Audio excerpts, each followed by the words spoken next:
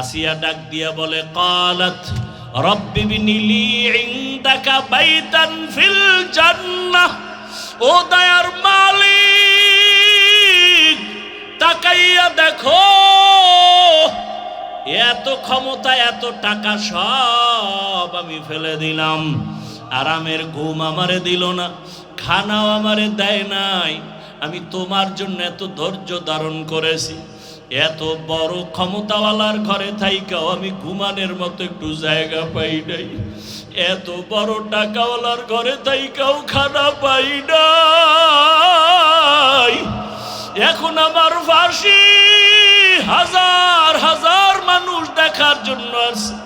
ও আল্লাহ, বিদায় বেলা আমার কলিজার একটা দাবি, জান্নাতে তোমার পাশে একটা ঘর বানাইয়া দিও। ও আল্লাহ, তোমার পাশে একটা জান্নাতে ঘর বানাইয়া দিও। আসিয়া এই দোয়া করিয়া হঠাৎ করে কিছুক্ষণ আসমানের দিকে তাকাইয়া কান্না বন্ধ করে হাসা শুরু করলো। ফেরাউন বলে, এতক্ষণ কান্না করেছো, এখন মরণকালে আবার কেন হাসো? আসিয়া কয়, ফেরাউন তোর কপাল খারাপ, তুই দেখো না, বুঝো না, বিদায় বেলা আমার মালিক আমার অন্তর চক্ষু খুলে দিয়েছেন, আমারে ঘুমানোর জায়গা দাও নাই, খানা দাও নাই, আমি মালিকের কাছে একটা জান্নাতে ঘর আমি চাইছি। আল্লাহ আমার অন্তর চক্ষু খুলে দিয়েছেন, আমি তাকাইয়া দেখি সেই জান্নাতের ঘরের ছবি, আর আমি দেখি লক্ষ লক্ষ ফেরেশতারা আমাকে নেওয়ার জন্য অপেক্ষায় আছে আসমানে। আমার রুহটা আমার মালিকের কাছে নিয়ে যাবে, তাড়াতাড়ি আমারে মৃত্যুদণ্ড দিয়া দাও, মরণের পর্দাটা আমি ভেদ করলে আমার মালিকের আমি এখন সাথে সাথে পেয়ে যাব। এ জমিনে আল্লাহর একটা বড় দুশমন ছিল ফেরাউন, জানেননি তার স্ত্রীর নাম কি? আসিয়া। কত বড় বেঈমানের ঘরে থাকিয়া আসিয়ার ঘটনা জানেন? এত বড় আল্লাহর পেয়ারা হয়ে গেছেন, আসিয়াকে আল্লাহ এতটা কবুল করেছেন, রহমতের নবী বলেন কিয়ামতের ময়দানে আমি মুহাম্মদের সাথে আসিয়ার সাথে জান্নাতে বিবাহের ব্যবস্থা হয়ে যাবে। একদিন ফেরাউন গোপনে দাঁড়ানো, আসিয়ার হাতের থেকে কি পড়ে গেল, ফেরাউন দেখতেছে, আসিয়া বিসমিল্লাহ বইলে ওইটা হাতের মধ্যে নিল। ফেরাউন বলে, তুমি কার নাম নিলা? আসিয়া টের পেয়ে গেল, এতদিন তো জানতো না ফেরাউন, এখন যেহেতু জেনেই ফেললো, এখন আর গোপন রেখে লাভ নাই। আসিয়া ডাক দিয়ে কয়, আমার মালিক আমার রবের নাম আমার জবানে নিয়েছি। ফেরাউন ডাক দিয়ে কয়, মিশরের তো রব আমি, তুমি আবার কোন রবের নাম নিয়েছো? আসিয়া কয়, জানো না রে ফেরাউন, তোমারে যিনি বানাইছেন তিনি আমার রব। ফেরাউন বলে, সর্বনাশ করলা, তুমি আমার স্ত্রী হইয়া যদি আমারে রব না বলো, খোদা না বলো, আমার খোদাগিরির মূল্য থাকে না, মিশরের মানুষ জানতে পারলে সি সি করবে। আসিয়া, তুমি আমারে একবার হলেও খোদা মানো। আসিয়া বলে, কল্লা দিব, আমি ঈমান দিতে পারবো না। এবার ফেরাউন বলে, তাহলে তুমি যদি জোরে না বলো, আস্তে আস্তে আমার কানে কানে একবার স্বীকার করো। আসিয়া চোখের পানি ছেড়ে বলে, ও ফেরাউন, দুনিয়ার এই মিশরের মানুষ তোমাকে ফাঁকি দিতে পারে, কিন্তু আমি এমন রবের গোলাম, পানির ভেতরে ডুব দিয়ে কি করি কেউ জানে না, আমার মালিক ওয়াহুয়া মাআকুম আইনামা কুনতুম। আরে বান্দা যেদিকেই থাকে আমার মালিক সেদিকেই হাজির, আমার মালিকের ফাঁকি দেওয়ার কোনো সুযোগ নাই। আল্লাহ বলেন, ফাআইনামা তুওয়াল্লু ফাসাম্মা ওয়াজহুল্লাহ। আরে বান্দা তুই যেদিকেই তাকাও সেদিকেই আমার মাওলার কুদরত হাজির। আসিয়া বলে, ফেরাউন মরিয়া যাব, তোমাকে একবারও খোদা বলে স্বীকার করব না। আসিয়া ডাক দিয়ে কয়, ফেরাউন ডাক দিয়ে কয়, আসিয়া রেডি হইয়া যাও, যদি আমাকে খোদা বলে স্বীকার না করো তোমাকে আমি শুলিবিদ্ধ করে ফাঁসি দিয়া মেরে ফেলবো। আসিয়া বলে, মরতে রাজি, আমার মালিকের থেকে আমি জুদা হতে পারবো না রে ফেরাউন। ফেরাউন এবার ক্ষিপ্ত হইয়া, এত বড় ক্ষমতাওয়ালা আসিয়ার মতো ব্যক্তির খানা বন্ধ করে দিল, বিছানাও বন্ধ করে দিল। এবার তারিখ দিয়ে দিল, আসিয়া যদি এতদিনের মধ্যে আমাকে রব বলে স্বীকার না করে, রেডি করো, ময়দানে ঘোষণা দিয়া দাও আসিয়ার ফাঁসি হবে। ঘোষণা দিয়া দিল, আসিয়াও মজবুত হয়ে গেল, মরিয়া গেল, আমার মাওলাকে আমি ছাড়ব না। আমি দুনিয়াতে যারে আপন মনে করি, আরে কেউ তো আমার সাথে কবরে যাবে না। আমার ভাই বোন, মা বাবা, টাকা পয়সা, বাড়ি গাড়ি সব আমার থেকে আলাদা হইয়া যাবে। ওই কবরে থাকবে আমার মালিক। ওই আল্লাহকে নিয়েও যদি কবরে যেতে না পারি, আমার উপায় কি হবে? আসিয়া চোখের পানি ছেড়ে আল্লাহর কাছে কান্না করে, আজকে তারিখ হয়ে গেল, আসিয়ার শুলিবিদ্ধ ফাঁসি হবে। আসিয়াকে যখন হাতে পায়ে রশি লাগাইয়া ফাঁসির মঞ্চে নিবে যাচ্ছে, আসিয়া চোখের পানি ছেড়ে কাঁদতেছে। হঠাৎ করে দেখে জমানার নবী মূসা ওই পথ দিয়া হাইটা যায়। আসিয়া ডাক দিয়া কয়, রে নবী মূসা, আপনি জানেন নি আমি আসিয়ার খবর কি? নবী মূসা বলে, জানি, আজ তোমাকে ফাঁসির মঞ্চে নেওয়া হচ্ছে। আসিয়া ডাক দিয়ে কয়, নবী মূসা, আপনি তো তুর পর্বতে যান, আমার মাওলার সাথে মাঝে মাঝে কথা বলেন, আমাকে একটু বলবেন না, আমি যে এখন মরতে যাইতেছি, আমার মাওলা এই মুহূর্তে আমার উপরে বেজার না খুশি? নবী মূসা ডাক দিয়া কয়, রে আসিয়া, এই মুহূর্তে আমার মালিক তোমার উপরে অনেক অনেক খুশি। আসিয়া এই কথা শুই না আসমানের দিকে তাকায় একটা চিৎকার দিছে, কোরআনের আয়াত। আসিয়া ডাক দিয়া বলে, ও দয়ার মালিক, তাকাইয়া দেখো, এত ক্ষমতা, এত টাকা সব আমি ফেলে দিলাম। এত বড় ক্ষমতাওয়ালার ঘরে থাইকাও আমি ঘুমানের মতো একটু জায়গা পাই নাই। এত বড় টাকাওয়ালার ঘরে থাইকাও খানা পাই নাই। এখন আমার ফাঁসি হাজার হাজার মানুষ দেখার জন্য আছে। ও আল্লাহ, বিদায় বেলা আমার কলিজার একটা দাবি, জান্নাতে তোমার পাশে একটা ঘর বানাইয়া দিও। আসিয়া এই দোয়া করিয়া হঠাৎ করে কিছুক্ষণ আসমানের দিকে তাকাইয়া কান্না বন্ধ করে হাসা শুরু করলো। ফেরাউন বলে, এতক্ষণ কান্না করেছো, এখন মরণকালে আবার কেন হাসো? আসিয়া কয়, ফেরাউন, বিদায় বেলা আমার মালিক আমার অন্তর চক্ষু খুলে দিয়েছেন, আমারে ঘুমানোর জায়গা দাও নাই, খানা দাও নাই। আমি মালিকের কাছে একটা জান্নাতে ঘর আমি চাইছি। আমি তাকাইয়া দেখি সেই জান্নাতের ঘরের ছবি, আর আমি দেখি লক্ষ লক্ষ ফেরেশতারা আমাকে নেওয়ার জন্য অপেক্ষায় আছে আসমানে। আমার রুহটা আমার মালিকের কাছে নিয়ে যাবে, তাড়াতাড়ি আমারে মৃত্যুদণ্ড দিয়া দাও। মরণের পর্দা উঠাইলেই, এরে বান্দা, যদি রবের সাথে মোলাকাত করতে চাও, শিরিক মুক্ত ঈমান আর আমল তৈরি করে নাও। মরণের পর্দাটা ভেদ করিয়া রবের সাথে তোমার মোলাকাত হয়ে যাবে। আসিয়া যখন হাসতে হাসতে মঞ্চে চলে গেল, মরণ হয়ে গেল, হাসতে হাসতে মালিকের দরবারে চলে গেল। এরে আম্মা জানেরা, আপনার স্বামী তো ফেরাউনের মতো খারাপ না।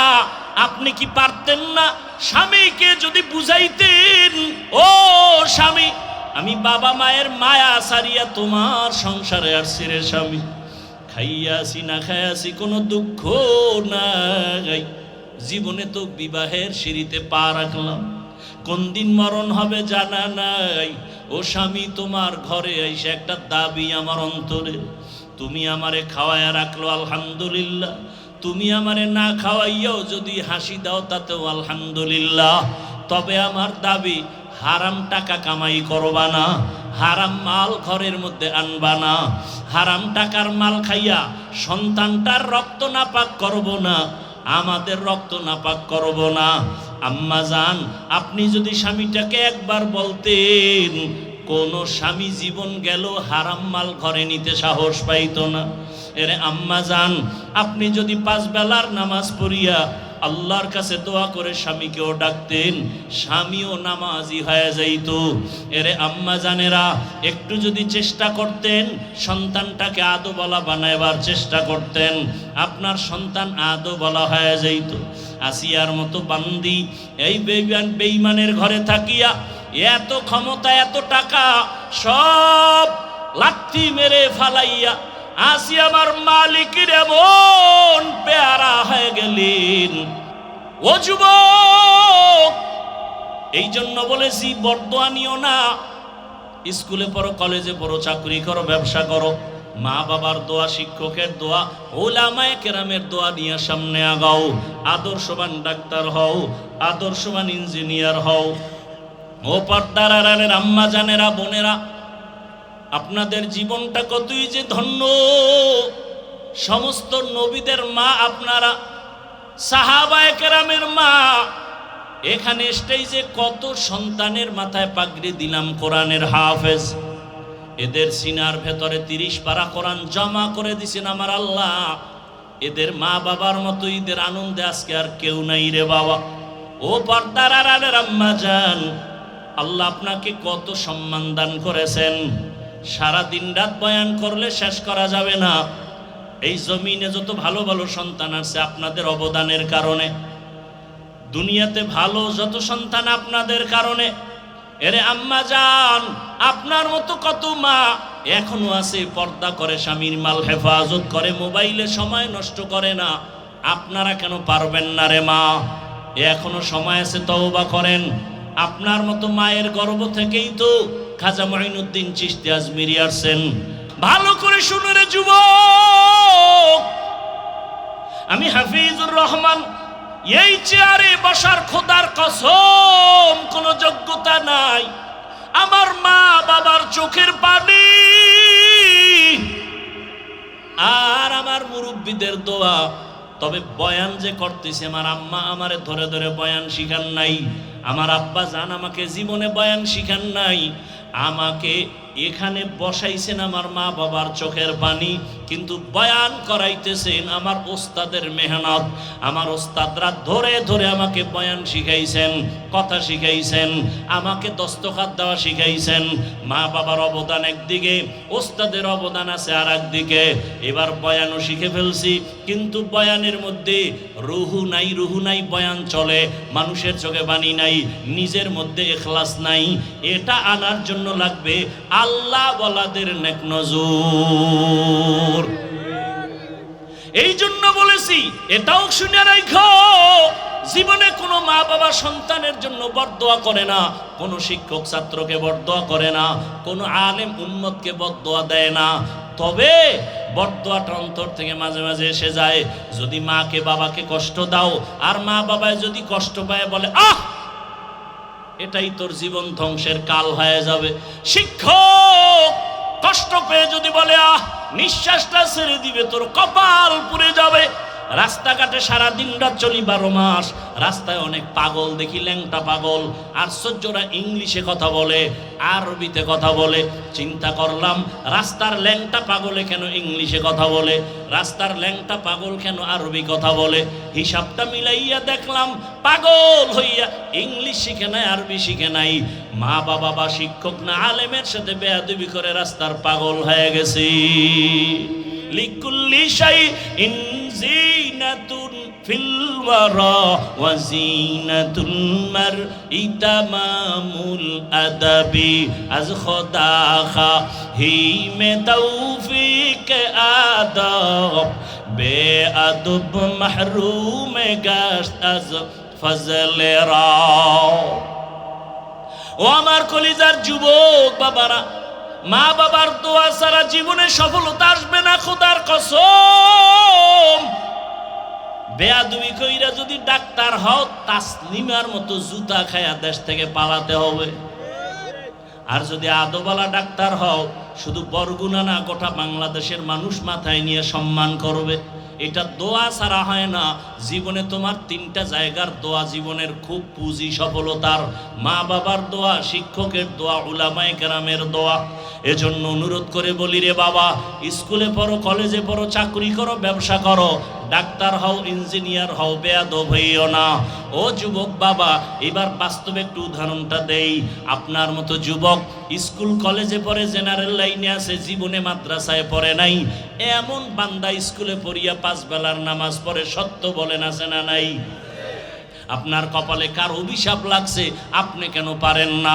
আপনার মতো যুবক র্যাব, আর্মি, পুলিশ, বিডিআর এর চাকরি করে, দাড়িওয়ালা নামাজি অভাব নাই, বলেন আপনি কেন পারেন না?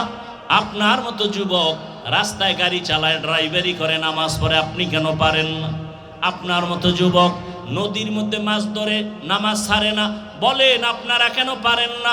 আপনার মতো যুবক জমিনে কৃষিকাজ করে, নামাজ ছাড়ে না, বলেন আপনি কেন পারেন না? কত ডাক্তার, ইঞ্জিনিয়ার, কত প্রফেসর, কত এমপি, মন্ত্রী, ওসি, ডিসিএসপি 5 বেলার নামাজ পড়ে, বলেন আপনারা কেন পারবেন না? কপাল বুঝি খারাপ? মনে আসেনি শুরুর কথা? আজমিরি রহমাতুল্লাহ আলাইহি বলেন, আমি মদিনাতুল মুনাওয়ারা থেকে ভারতে আসছি কালেমার দাওয়াত নিয়া। আমার হাতে লক্ষ লক্ষ বিধর্মী মুসলমান হয়ে গেল। আমি একদিন মায়ের কাছে আনন্দ প্রকাশ করলাম। আম্মা জান কয়, রে মঈনুদ্দিন, এত আনন্দ কেন করো? লক্ষ লক্ষ বিধর্মী আমার হাতে কালেমাওয়ালা হয়েছে। মা ডাক দিয়ে কয়, রে মঈনুদ্দিন, এই অবদান তোমার না, আমি মায়ের অবদান। মঈনুদ্দিন বলেন, আম্মা জান, আপনার অবদানটা কি? মঈনুদ্দিনের মা চোখের পানি ছেড়ে কান্না শুরু করলে। চোখের পানি ছেড়ে বলে, রে বাবা মঈনুদ্দিন, তুই আমার গর্বে যখন আসছো, আল্লাহর কসম আমি এক রাত ঘুমাই নাই, সিজদায় পড়ে মালিকের দরবারে কান্না করেছি। ও দয়ার মালিক, আমার গর্বের সন্তান তুমি ওলি হিসাবে দুনিয়ায় পাঠাইও। ও মঈনুদ্দিন, আমি মাওলার কাছে দোয়া করতে করতে যখন তুই দুনিয়াতে আসছো, আল্লাহর জাত ও সিফাতের কসম, আমি মা তোকে দুগ্ধ পান করানো যখন শুরু করলাম, যত বছর তোকে দুধ পান করাইছি, আল্লাহর কসম 1 ফোঁটা দুধও আমি তোর মুখে বিনা অজুতে দেই নাই। যত দুধ পান করাইছি অজু সহকারে তোর মুখে দিয়েছি রে বাবা, 1 ফোঁটা দুধও বিনা অজুতে আমি তোর মুখে দেই নাই রে বাবা। মঈনুদ্দিন মায়ের হাত ধরে কয়, মা দোয়া করো, এমন মায়ের সন্তান কেন জগৎ বিখ্যাত আল্লাহর গোলাম হবে না? ও আমার যুবক বাবারা, ও বৃদ্ধ বাবাজি, পর্দার আড়ালের মা বোনেরা, হেদায়াতের মালিক আমার আল্লাহ। ওরে আবু জাহাল 13 বছর নবীর বয়ান শুনিয়াও কালেমা পড়ে না। ওমরের মতো বান্দা 27 বছরে নবীকে জবাই করতে আসিয়া কালেমাওয়ালা হয়ে গেল। জীবনে শখ লাগাইয়া, শখ মিটাইয়া, মনের মতো তো গুনাহ কম করো নাই রে বাবা। মনের শখ মিটাইয়া মনে চাইছে দাড়ি কাটবা, কত কাটছো, এখনো কি তোমার শখ মিটে নাই? মনে শখ লাগছে বেপরদায় নারী নিয়ে আড্ডা দিবা, কত দিছো, এখনো কি শখ মিটে নাই রে বাবা? আর কত বছর দাড়ি কাটলে শখ মিটবে? আর কত বছর আড্ডা দিলে শখ তোমার পূরণ হবে? মনে শখ লাগছে পার্কে পার্কে ঘুরবা, আর কত বছর ঘুরলে তোমার মনের শখ পূরণ হবে? এবং এটাও বলো, তোমার হায়াতের আর বাকি আছে কতদিন? চোখ দুইটা বন্ধ করে তাকাও, করোনার ভেতরে দেখো যুবকের লাশ, পানির মধ্যে, গাড়ির নিচে, ঘুমের বিছানায় শুধু যুবকের লাশ। কয়দিন আর বাঁচবারে বাবা? এখনো কি তওবা করবা না? মনেরে বুঝাও, তোমার মতো জেনারেল লাইনে পড়ুয়া যুবক আজকে চাকরি করে, ব্যবসা করে, ড্রাইভারি করে, নামাজ পড়ে, তুমি পারবা না কেন? কপাল বুঝি পুড়িয়া গেল। মনে মনে আমার আল্লাহকে তওবার নিয়তে ডাক দাও, আর বলো, হে মালিক, এই ময়দানে আমার মতো গুনাহগার কেউ নাই। গুনার কারণে হাত না পাক, চোখ না পাক, জিহ্বা না পাক, অন্তর না পাক। ও আল্লাহ তুমি জানো এই হাতের দ্বারা কত গুনাহ করেছি, চোখের দ্বারা কত গুনাহ করেছি, জবানের দ্বারা কত গুনাহ করলাম। আজকে থেকে তওবা করে নিলাম, মরিয়া গেল আর গুনাহ করব না, দাড়ি কাটবো না, নামাজ ছাড়বো না, বেপরদায় চলবো না, মা বাবার দোয়া নিয়ে চলবো, শিক্ষকের দোয়া নিয়ে চলবো, উলামায়ে কেরামের পরামর্শ নিয়ে নবীর তরিকায় চলবো। কপাল বড় খারাপ, আবু জাহিল্লা 13 বছর বয়ান শুনছে, কালেমা কপালে আসে নাই। আর ওমরের মতো বান্দা নবীকে জবাই করতে গিয়া 27 বছরের সময় কালেমাওয়ালা মুসলমান হয়ে গেল। এত দাম আল্লাহ ওমরের বাড়ায় দিলেন। আল্লাহ তাআলা ওমরের কথার সাথে একমত হইয়া কোরআনের ভেতর আল্লাহ আলাদা আয়াত পর্যন্ত নাজিল করেছেন। ওমরের দাম কত যে আল্লাহ ওমরের কথায় খুশি হইয়া আলাদা কোরআনে আয়াত নাজিল করছে। কিন্তু আশ্চর্য কথা হলো, সেই ওমরকে সোনার বাংলায় দাঁড়াইয়া ভণ্ড বেদাতি বলার মতো বেয়াদব আছে। বাংলাদেশের জমিনে দাঁড়াইয়া কে বলতেছে হযরত ওমর বেদাতি ভণ্ড? আমি সেদিন ঢাকায় বলেছি, ওমরের যারা বেদাতি বলবে আমি বলবো 14 গোষ্ঠী সব ভণ্ড। কে সেই ওমর? আল্লাহ খুশি হইয়া আয়াত নাজিল করেছেন। রহমতের নবী বলেন, আকাশের দিকে তাকাইয়া যেমনি ভাবে অগণিত তারকা দেখতেছো, আমার ওমরের আমলটাও কিন্তু এরকম অগণিত তারকার মতো। এত পরিমাণ ওমরের আল্লাহর নবী ভালোবাসছেন। এর নবীর উম্মতের দল। ওমর যখন 27 বছরে তরবারি নিয়ে আসছে নবীর কাছে, তখন নবী বাইরে যায় না, গোপনে কালেমার কথা, গোপনে নামাজ আদায় করেন। মাত্র 39 জন মুসলমান পুরুষ, 11 জন মহিলা মুসলমান, মাত্র এই কয়েকজনে গোপনে গোপনে কালেমা পড়ে। আবার বাইরে পাহারাদার নিযুক্ত করছে, যাও কোনো দুশ্মন নিয়ে এসে আবার হামলা করে। আরে নবী তো নবী, কথা বললেই তো কবুল। সেই নবী পাহারাদার রাখছে বাইরে, দুশ্মন এসে না যেন হামলা করে। কিন্তু 40তম মুসলমান ওমর কালেমা পড়েই তরবারি নিয়ে দাঁড়ায় বলেন, নবী আর গোপনে কোনো কথা হবে না, ওপেনে বের হয়ে যান, কালেমার দাওয়াত চলবে।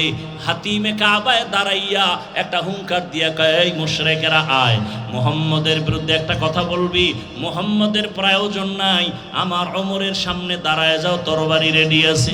ওমর আসা মাত্র কালেমার দাওয়াত ওপেনে শুরু হয়ে গেল। আল্লাহ ওমরের উপরে এতটা খুশি যে আল্লাহ এক জায়গায় না একাধিক জায়গায় আয়াত নাজিল করছেন। বাইতুল্লাহ তাওয়াফ করেন নবীজি, সাথে সাহাবা ওমর সহ বাইতুল্লাহর তাওয়াফ 7টা চক্কর শেষ। এবার নিয়ম হলো বাইতুল্লাহর 7 চক্কর দিয়া 2 রাকাত নামাজ পড়া লাগবে, ওয়াজিব নামাজ, তাওয়াফের নামাজ। নবীজি বলেন, নামাজটা কোথায় শুরু করব? পরামর্শ দেন। একজনে বলেন, ইয়া রাসূলুল্লাহ বাইতুল্লাহর দরজা বরাবর নামাজ 2 রাকাত পড়েন। কেউ বলে জমজম কূপের কিনারায় পড়েন। ওমর বলতেছে, নবী আমার মত হলো ওই যে মাকাম ইব্রাহিম পাথরের উপরে দাঁড়াইয়া ইব্রাহিম নবী বাইতুল্লাহ নির্মাণ করেছেন, ওটার পিছনে নামাজ পড়ি। পরামর্শ শেষ, নবী সিদ্ধান্ত দিলেই হয়ে যায়, দেয় না। আসমান থেকে ফয়সালা আসবে। জিব্রাইল আইসা বলতেছেন, ইয়া রাসূলুল্লাহ আয়াত আল্লাহ দিয়া দিছেন, আল্লাহ বলে দিছেন ওমর যেটা বলছে আল্লাহ মেনেছেন, আপনাকেও মানতে বলেছেন। সেই ওমরের মতে কিয়ামত পর্যন্ত তাওয়াফের নামাজ মাকামে ইব্রাহিমের পেছনে কিয়ামত পর্যন্ত হাজিরা পড়তে থাকবে। পরামর্শটা কার? ওমরের। আল্লাহ খুশি হয়ে আয়াত নাজিল করে দিলেন। আল্লাহ কয়, আমি ওমরেরটা মেনে নিলাম, রসুলকেও মানতে বললেন। সেই ওমরকে বেদাতি বলে এই জমিনে। কপাল বড় খারাপ। রহমতের নবী যাকে দেখলেই জাহান্নামের আগুন হারাম। কেমন মায়ার নবী আমার, এক নজর দিবে পেটের ক্ষুধা নিবারণ হয়ে যাবে। কেমন রহমতের নবী আমার, যেই নবীর শরীর মোবারকে মশা মাছি পড়া হারাম। রহমতের নবী দিনের বেলা হাঁটেন, সূর্যের গরম নবীরে কষ্ট যেন না দেয়, মেঘের খণ্ড ছাতা হিসাবে ছায়া দিতেছে। রহমতের নবী যখন রাস্তা দিয়া চলেন, দুপার্শ্বের গাছ নত হইয়া রসুলকে সালাম দেয়। কেমন মায়ার নবী আমার! রহমতের নবী যেখানে কদম রাখেন, ওই জায়গা থেকে দীর্ঘ বছর পর্যন্ত শুধু মিশকের ঘেরান। আম্মা জান আয়েশা রাদিয়াল্লাহু আনহা বলেন, নবীর ঘাম আমি বোতলের মধ্যে ভরে রাখতাম, আর আমরা আতর হিসাবে ব্যবহার করতাম। কেমন মায়ার নবী! যেই নবীকে দেখার জন্য গর্তের সাপ পাগল, গর্তের পিপিলিকা আল্লাহর কাছে আরজি পেশ করে রহমতের নবীর রওজা দেখবে। নুজহাতুল মাজালিস নামক কিতাবে ঘটনা আছে, সেই নবীকে মাছ দেখতে চায়, গাছ দেখতে চায়। যেই নবীকে দেখার জন্য কুল মখলুকত পাগল, কিন্তু কপাল কত খারাপ, সেই নবীকে টানা একবার আর দুইবার না 13 বছর দেখলো, নবীর বয়ান শুনলো, কিন্তু কপালে কালেমা আসলো না। 13 বছর বয়ান শুনছে, কাছে বসে রসুলকে দেখছে, কালেমা। এত বড় বেঈমানের নাম জানেননি? কি নাম? এর নাম কপাল। এর নাম কি? অন্যদিকে এক 27 বছরের যুবক তরবারি নিয়ে দৌড়ায় নবীকে জবাই করবে। কয় বছর? নবীকে জবাই করার জন্য তরবারি নিয়ে দৌড়ায়। রহমতের নবীকে একটা নজর দেখা মাত্র তরবারি ফালায় বলে, নবী বেয়াদবি মাফ করে দেন, কালেমার রশি আমার গলায় পড়ায় দেন। 13 বছর বয়ান শুনে কালেমা পড়ে না, আর রসুলকে জবাই করতে আইসা কালেমাওয়ালা হয়ে গেল। 27 বছরের যুবক, নাম জানেননি? এর নাম কফাল। কেমন মায়ার নবী! চিল্লিদের যুবক, যেই রসুলকে দেখার জন্য আল্লাহর এক আশেক পাগল, ওই নবীরে দেখলা না রে বাবা। যদি নবীর মোহাব্বত অন্তরে জমা করতা, জীবনে তুমি গলায় ছুরি লাগাইতা, দাড়ির মধ্যে অস্ত্র লাগাইতে পারতা না। রহমতের নবী আমার সমস্ত ব্যক্তিদের মধ্যে শ্রেষ্ঠ, রাহমাতুল লিল আলামিন। আর সমস্ত কিতাবের মধ্যে শ্রেষ্ঠ কিতাব হলো কোরআনুল কারীম। এই দুইটার মধ্যে ব্যবধান কি? বলে কিতাবের থেকে ব্যক্তির পাওয়ার বেশি। ব্যক্তি আসছে জমিনে আগে, কিতাব আসছে পরে। ব্যক্তি আসছে অনেক বেশি, কিতাব আসছে অনেক কম। ব্যক্তি আসার পরেই আল্লাহ কিতাব দেন নাই, ব্যক্তিটাকে আল্লাহকে যোগ্য বানাইয়া তারপরে কিতাব দিছেন। জ্বলন্ত প্রমাণ রাহমাতুল লিল। রহমতের নবীকে আল্লাহ পাক মক্কা নগরীতে পাঠাইলেন, আবার সেই শ্রেষ্ঠ কিতাব কোরআন ও মক্কা নগরীতে পাঠালেন। কিন্তু রহমতের নবীর কাছে আল্লাহ পাক সাথে সাথে কোরআন পাঠান নাই। রহমতের নবীর দীর্ঘ 40 বছর পার হয়ে যাওয়ার পরে আল্লাহ নবীর কাছে কোরআন অবতীর্ণ সূচনা করলেন। কয় বছর পর? 40 বছরের রসুল। রসুল তো রসুলই, অতুলনীয় এক ব্যক্তি। কেমন অতুলনীয়? কোনো উদাহরণ নাই। রসুল কেমন? তুমি যেদিকে ইশারা দিবা রসুল সেই ক্ষেত্রে অনেক বড়। রসুল বড়। কয় কেমন? সমস্ত দার্শনিকরা বলে পৃথিবীর শ্রেষ্ঠ দার্শনিক মুহাম্মদ। সমস্ত বৈজ্ঞানিকরা বলে পৃথিবীর শ্রেষ্ঠ বিজ্ঞানী মুহাম্মদ। পৃথিবীর সব ইতিহাসবিদরা বলতে বাধ্য হয়েছে পৃথিবীর শ্রেষ্ঠ ইতিহাসবিদ মুহাম্মদ সাল্লাল্লাহু আলাইহি ওয়াসাল্লাম। নবীর দেহ গঠনটা কেমন? পৃথিবীর সৃষ্টির সব মানুষের থেকে নবীর দেহ গঠন আলাদা। নবীর চেহারাটা কেমন? পৃথিবীর সবার থেকে নবীরটা আলাদা। নবীর শারীরিক শক্তি কেমন? সব দুনিয়ার মানুষ একদিক, রহমতের নবী ভিন্ন দিক। নবীজির যৌবনের শক্তি কেমন? সারা দুনিয়ার মানুষ একদিকে, রহমতের নবীর শক্তি ভিন্ন দিক। এরে আমার আল্লাহ তাকে এত সুন্দর করে বাছাই করে বানাইছেন। এক বাছাইয়ের নাম মুস্তাফা, আর এক বাছাইয়ের নাম হলো মুজতবা। আমার নবী মুস্তফাও মুজতবাও। রহমতের নবীকে কেমন বাছাই করছেন? সব নবী রাসূল আমার আল্লাহ পাকের বন্ধু। মুসা নবী আল্লাহর বন্ধু, ঈসা নবী আল্লাহর বন্ধু, ইব্রাহিম আল্লাহর বন্ধু, ইউসুফ নবী আল্লাহর বন্ধু, মুহাম্মদও ব্যবধান কি? সব নবী রাসূল আমার আল্লাহ তাআলার আশিক, আর আমার আল্লাহ নিজে হলেন মুহাম্মদের আশিক। ব্যবধান আছে না নাই? এমনি ভাবে সমস্ত সাহাবায়ে কেরাম আমার রাসূলের আশিক। আবু বকর রাসূলের আশিক, ওসমান রাসূলের আশিক, আলী রাসূলের আশিক, আবু হুরায়রা রাসূলের আশিক। কিন্তু রাসূল হলেন একমাত্র ওমরের আশিক। এইজন্য ওমরের মূল্য বেশি। কেমন মূল্য? ওমরের নাম শুনলে শয়তান পালায় যায়। ওমরের এত দাম, এত দাম। যুবক মদের বোতল নিয়ে রাস্তা দিয়ে হাঁটে, ওমর আসতেছে, কথার আগে তরবারি রেডি, যুবক কাঁপতেছে, বোতল ফালাইয়া দিতে পারে না। ওমর দেখছে, এখন কি করি? অন্তর দিয়া মালিকরে ডাকছে, ও আল্লাহ, ওমরের থেকে বাঁচাও, মইরা জামু, জীবনে আর মত মুখে নিব না। ওমর আইসা খাই, যুবক বোতলটা দে। যুবক কাঁপতেছে, কাঁপো কেন? হাতে দাও। মদের বোতল হাতে নিয়া ওমর তাকায় দেখতেছে, যুবকের যেই বোতলে মদ, ওই মদের বোতল ওমর হাত লাগায় তাকায় দেখে এক ফোঁটা মদও নাই, পুরা বোতলটা সাদা দুধে ভরা। হরকে দারত খৌফে হকদার দিল মাদাম, জন্নতুল মাওয়া দেহত উ রামকাম, জুজবা হকচি জে মখাজ ইনসুজা ফজলে উআ মস্তে দর জুমলা জাহা। রহমতের নবী মক্কা নগরীতে আসেন। 40 বছর পরে নবীকে কোরআন দিলেন কেন? নবীর জ্ঞান কি অন্যদের মতো নাকি? নবীর জ্ঞান তো কঠিন জ্ঞান। নবী কি বলে? আল্লাহ আমারে কি দিছে জানেননি? উতিতু ইলমাল আউয়ালিন ওয়াল আখিরিন। আদম নবী থেকে ঈসা নবী পর্যন্ত যত ইলম আল্লাহ দিবেন সবগুলো আমি মুহাম্মদকে দিবেন।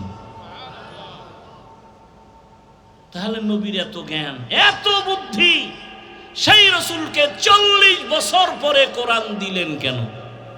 খুব খেয়াল করতেছেন? খুব খেয়াল করেন। কয় বছর পর দিলেন? কেন নবীর আরো আগে দিলে নবী বুঝতেন না? কথা বলেন। তাও কি আবার 40 বছর পর দিতে যেও কি এক রাত্রে দিয়ে ফেলাইছেন? কোরআন শরীফের ওজন কত? 250 গ্রাম হইতো না। দইরা দেখছেন কেউ কোরআন শরীফ? কপাল খারাপ, ধরলে আবার যদি কোন গজব আইয়ে না। বহু মুসলমানের ঘরে কোরআন আছে, খুইলে জীবনে দেখলো না ভিতরটা কেমন। এমন কপাল খারাপ। 250 গ্রাম ওজন হবে না কোরআনের। দেখেন না আপনারা? 250 গ্রাম হবে? একটা বাচ্চাও ধরতে পারে। হাকিকতে এটার ওজন কত? জমিন বলে পারবো না এই ওজন নিতে, পাহাড় বলে পারবো না, আসমান বলে পারবো না, সবাইকে পারবো না। আল্লাহ কয় দে মানুষেরই দিয়ে দিলাম, জাহেল তোদেরকেই দিয়ে দিলাম চাপাইয়া, তোরা দুর্বল। ওয়াখলিকাল ইনসানু যায়ীফা, এরপরও দিলাম। দিতে গিয়ে হালাত কি? মাত্র 5 আয়াত নিয়ে জিবরাইল আইছে হেরা পাহাড়ের ভিতরে। ইকরা বিসমি রাব্বিকাল্লাযী খালাক। জিবরাইল চাপ দিছে একটা না কয়টা? কয় চাপ দিছে? 3টা। রেশমি কাপুরে আয়াতগুলো লেখা জিবরাইল ধরছে আর বলে ইকরা। নবী বলে মা আনা বিকারিন, আমি পড়তে জানি না। এই জোরে চাপ দিছে। বুখারীর ইবারত, নবী বলেন জিবরাইলের চাপে এই পরিমাণ আমার অসুস্থতা, জ্বর, আমি ভাবতেছি আমার মরণের কষ্ট শুরু হয়ে গেছে। মাত্র কয় আয়াত? জিবরাইল চাপ দিয়ে দৌড়। 3 বছরে আর আইয়ে না কোরআন নিয়ে। কয় বছর? 3 বছর পরে আবার লই আইছে, ইয়া আইয়ুহাল মুদ্দাসসির কুম ফাআনজির ওয়া রাব্বাকা ফাকাব্বির ওয়া সিয়াবাকা ফাতাহহির। বলেন তো এই কোরআন নবীর কাছে আসলো 40-এর পরে, এক রাত্রে? কতদিন? বলেন বলেন, সবাই বলেন। নবীর মতো ব্যক্তির কাছে যদি কোরআন আসতে 23 বছর লাগে, সেই কোরআন তুমি রাতারাতি বইরা মুফাসসির,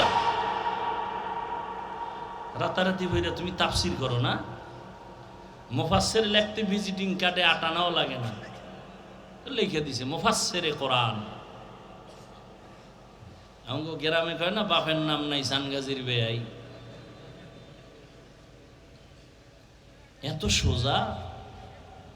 তুমি চিনো কোরআন এটা কেমন কিতাব? 250 গ্রাম কোরআন, 23 বছর লাগছে রসুলের কাছে আসতে। তুমি এটা বাংলা বইরে বুঝে যাবে না? 20 বছর পর্যন্ত মাদ্রাসায় ডাউলের পানি, কেরামিনের খাও, হায় হায়, ডাউলের পানি, মিথ্যা কথা বলছি না। কত কষ্ট, লাকড়ির চুলা, লাকড়ি টানতে টানতে আইনা দিতাম। আলু ভর্তা মাঝে মাঝে পাইলেও পাইতাম, না পাইলে নাই। সাদা উপরে পানি দিয়া কোন রকম চলতো, তাও আবার বাড়ি মাপা ভাত। এই যুগে যদি কেউ মাপ দিয়া ভাব দেয়, ও মাদ্রাসা শেষ। আর এখন মাইপা দেবে কেন? এখন তো 5 বেলা খাও, কি খালি খাওন, ঘুমেতে ওঠার পরে খাওন, ঘুমের আগে খাওন, টোস্ট, বিস্কিট, ডিম, দুধ খাইতে খাইতে ফার্ম বানায় লাইছে। সিফা সাফা সব ছিদ্র মিদ্র খাওনের ঠেলায় বন্ধ। এলেম ডুববে কোন ছিদ্র দিয়া? হ্যাঁ, এলমেরা এজাজ করদান বেহিসাব খলকেরা দাদান জবাবে বাসাওয়া ভাগনা দারাত দোস্তে খালকা জারেরা নিস্তে ই খাসলাত একে দিনদারেরা। আমরা বিরোধিতা করি না কেন? কিছু বড় লোকের ফলাফল, কিছু তো দিনের লাইনে আসতেছে বরকতপূর্ণ এলেমের জন্য। আমাকে বলেন, এখানে বহু শিক্ষিত মানুষ, ওলামায়ে কেরাম, আমার ওস্তাদ এখানে আছেন, বলুন একজন। আল্লাহ নিজে বলতেছেন, লা তুহাররিক বিহি লিসানাকা লিতাজালা বিহি ইন্না আলাইনা জামআহু ওয়া কুরআনা। হে রাসূল, আপনি কষ্ট করবেন না, আমি কোরআন আপনাকে কুদরতিভাবে সিনার মধ্যে জমা করে দিব। তা রসুলকে, সেই রসুলকে আল্লাহ পাক জিব্রাইল পাঠায়া 3 বার জোরে চাপ দিলেন। কেন? রসুলের জ্বর উঠে গেল কেন? কি দরকার ছিল রসুলের সিনার সাথে জোরে চাপ দেওয়া? গোটা দুনিয়ার মানুষকে শিক্ষা দিয়ে গেলেন, যেহেতু রসুল আদর্শের মডেল। ও দুনিয়াবাসী, কোরআনের এলেম যদি চাও, কষ্ট ছাড়া অর্জন হবে না। বলে কি পরিমাণ? তুমি যেই পরিমাণ কষ্ট করবা, এলেমের উপকার বরকত সেই পরিমাণ পাবা। কষ্ট কমতেছে, বরকত কমতেছে, কষ্ট কমতেছে, বরকত কমতেছে, কষ্ট কমতেছে, বরকত কমতেছে। এটা বুঝবো কেমনে বরকত যে? এটাও তো বুঝার মানুষ নেই।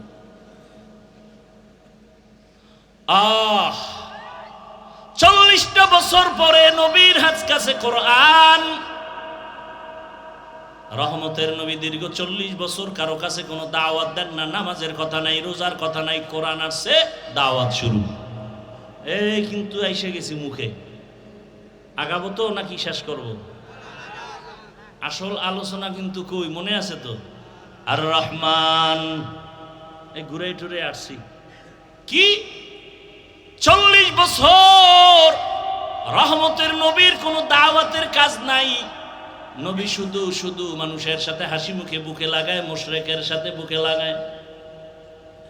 আর হেরা পাহাড়ের গুহায় গিয়া রহমতের নবী আল্লাহর ধ্যানে সময় কাটাচ্ছেন। কোরআন আসলো, দাওয়াত শুরু হয়ে গেল।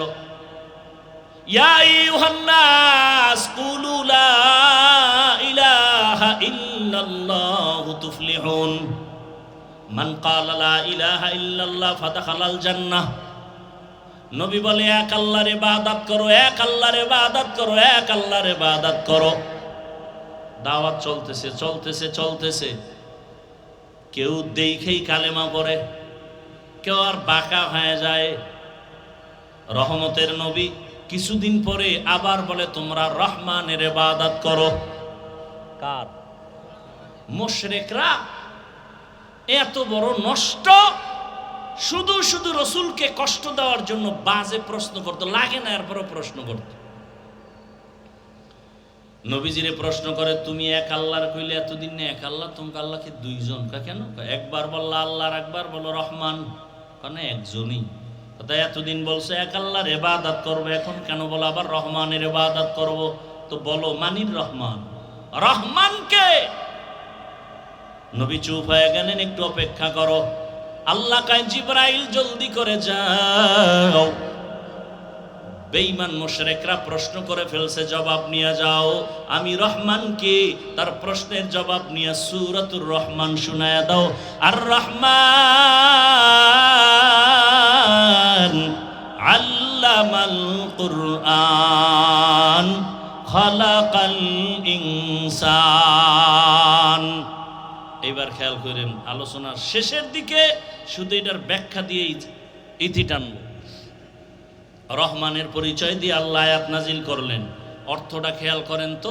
আর রহমান আল্লামাল কুরআন খালাকাল ইনসান, রহমান হলেন তিনি, কোরআন শিক্ষা দিলেন যিনি। রহমান হলেন তিনি, মানুষ সৃষ্টি করলেন যিনি। এবার পেশ লাগছে নি, ও আল্লাহ দুনিয়াতে সৃষ্টি হইলাম আগে, বড় হইয়া তারপরে কোরআন শিখছি। আল্লাহ কয় না না, আমি সৃষ্টি আগে করি নাই, আগে আমি কোরআন শিখাইছি, তারপরে মানুষ বানাইছি। ও আল্লাহ 100% সত্য, ওভার 100 সত্য। আগে আমরা কোরআন শিখি নাই, আগে তুমি মানুষ বানাইছো, এরপরে দুনিয়াতে আইসা বড় হইয়া কোরআন শিখছি। তুমি পুরাটা উল্টা বললা কেন? আমরা আগে সৃষ্টি হইছি না, পরে কোরআন শিখছি। আল্লাহ কয় না না, আমি আগে কোরআন শিখাইছি, তারপরে মানুষ বানাইছি। আল্লাহ উল্টা বললেন কেন? মুফাসসিরিন ইকরাম বলেন আল্লাহটাই ঠিক, আমি বুঝি না কেন আমার মেমোরির জিবি কম। মেমোরির জিবি কি কম? মেমোরির সাইজ ডিজাইন সব এক, ভিতরের কারবার কথা বুঝেন না? 1GB 2GB 3GB 4GB 5GB আছে না নাই? কালার ডিজাইন সব এক, ভেতরের কারবার আলাদা। 1GB ওয়ালা 4GBর কিছু যদি নিজের মধ্যে নিতে চায় পারবে? শেষ সময় হ্যাং হয়ে যাবে। আল্লাহ বলছেন সঠিক, কিন্তু আমি দেখি উল্টা কেন? বলে আমার জীবিকা। যাদের জীবী একটু বেশি তারা ব্যাখ্যা দিয়ে গেছেন, তারা মুজতাহিদ ইমাম ব্যাখ্যা দিয়ে গেলেন আল্লাহটাই ঠিক। ফিআলুল হাকিম লা ইয়াখলু আনিল হিকমা, হাকিমের কোনো কাজ হিকমত থেকে খালি না। এবার আল্লাহ বলছেন, মুফাসসিরিনে কেরাম বলেন আল্লাহ যে বলছেন আমি আগে কোরআন শিখাইছি তারপরে মানুষ বানাইছি, এটা কোন মানুষ? যারা বিনা হিসাবে জান্নাতে যাবে সেই মানুষ। তাহলে আমরা যাবো না, আমরা মানুষ না, কেন তোরা মানুষ না? বুজুর্গ বলতেছেন মাওলানা হওয়া সহজ, পীর হওয়া সহজ, ডাক্তার হওয়া সহজ, মানুষ হওয়া বড় কঠিন। গর্বা সুরত আদমি ইনসাবুদে আহমদবু জাহলো হামেক সাবুদে আদমিরা আদমিয়ত লাজেমাস আউদেরাগার বুনা বাসদ হি জামাস। মানুষ হওয়া বড় কি? বড়ই কঠিন। আরে তুমি বাঘরে ভয় পাইতেছ,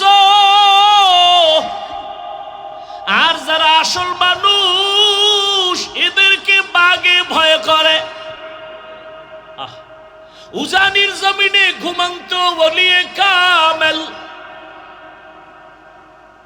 নোয়াখালীর জমিনে বাবায় টাকার বালিশ বানাইয়া ঘুমায়, আর সে বাবার টাকা বাদ দিয়া উজানির কারি ইব্রাহিম চলে গেলেন দেওবন্দ লেখাপড়া করার জন্য ভারতে। মাওলানা হলেন, জগৎ বিখ্যাত 7 কেরাতের কারি হলেন।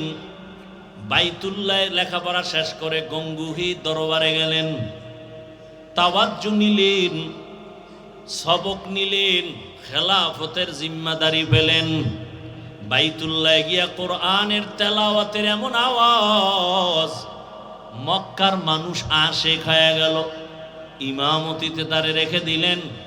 এক পর্যায়ে সৌদির মেয়ে তার হাতে বিয়া দিলেন।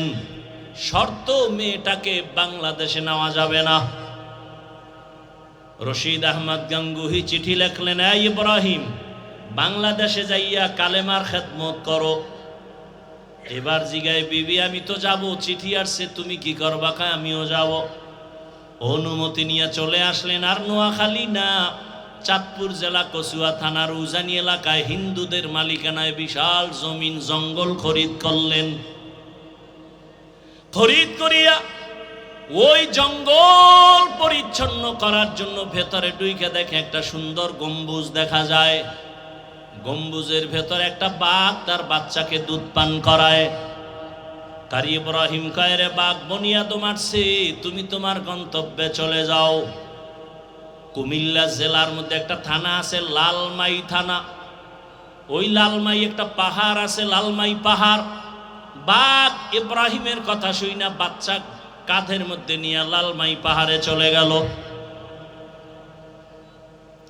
তুমি বাঘরে ডরাও, আর আসল মানুষ যারা এদেরকে বাঘে ডরায়, ব্যবধান আছে না নাই?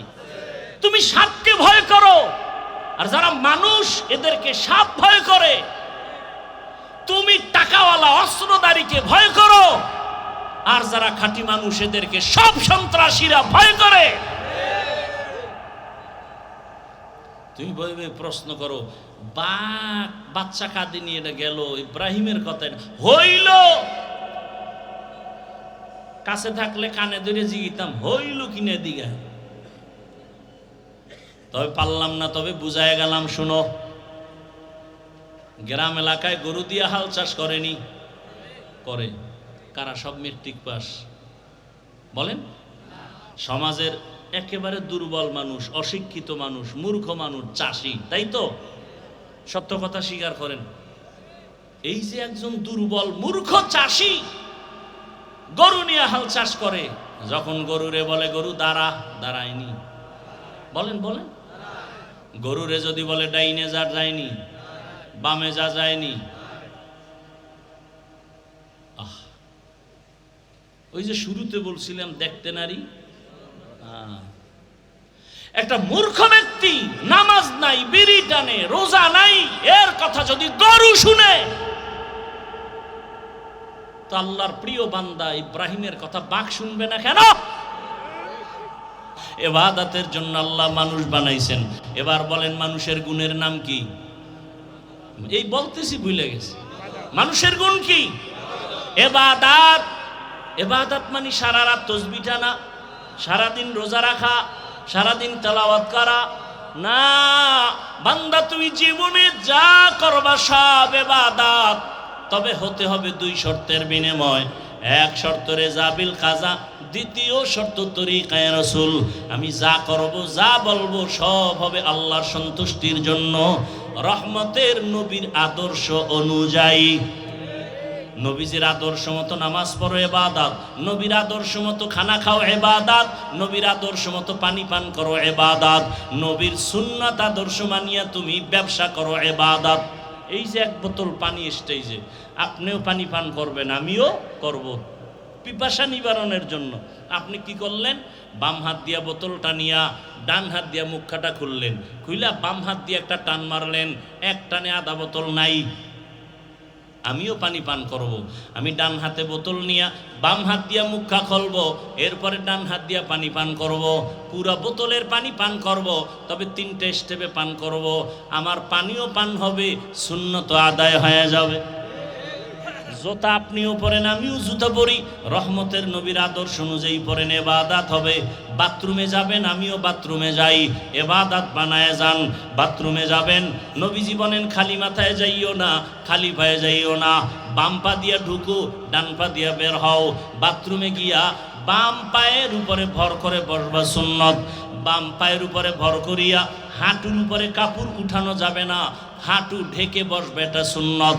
খালি মাথায় যাবা না, কারণ পুরা বাড়ির বাথরুমের মধ্যে থাকে জিন শয়তানের আড্ডা।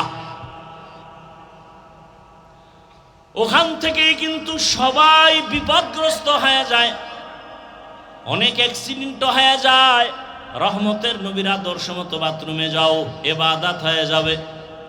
জুতা পরবা নবীর আদর্শে, ডান জুতায় ডান পা আগে ঢুকাবা, এরপরে বাম জুতায় বাম পা ঢুকাইয়া লেভেল পজিশনে দাঁড়াও।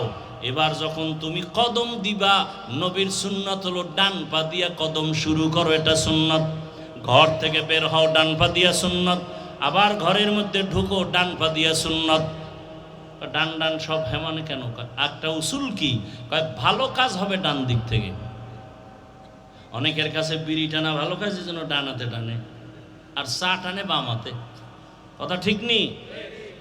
রহমতের নবীর আদর্শ ছাড়া কোনো ইবাদত হবে না, যা করো সব। আর রসুল এমন কোনো কাজ নাই যা শিখায় যান নাই।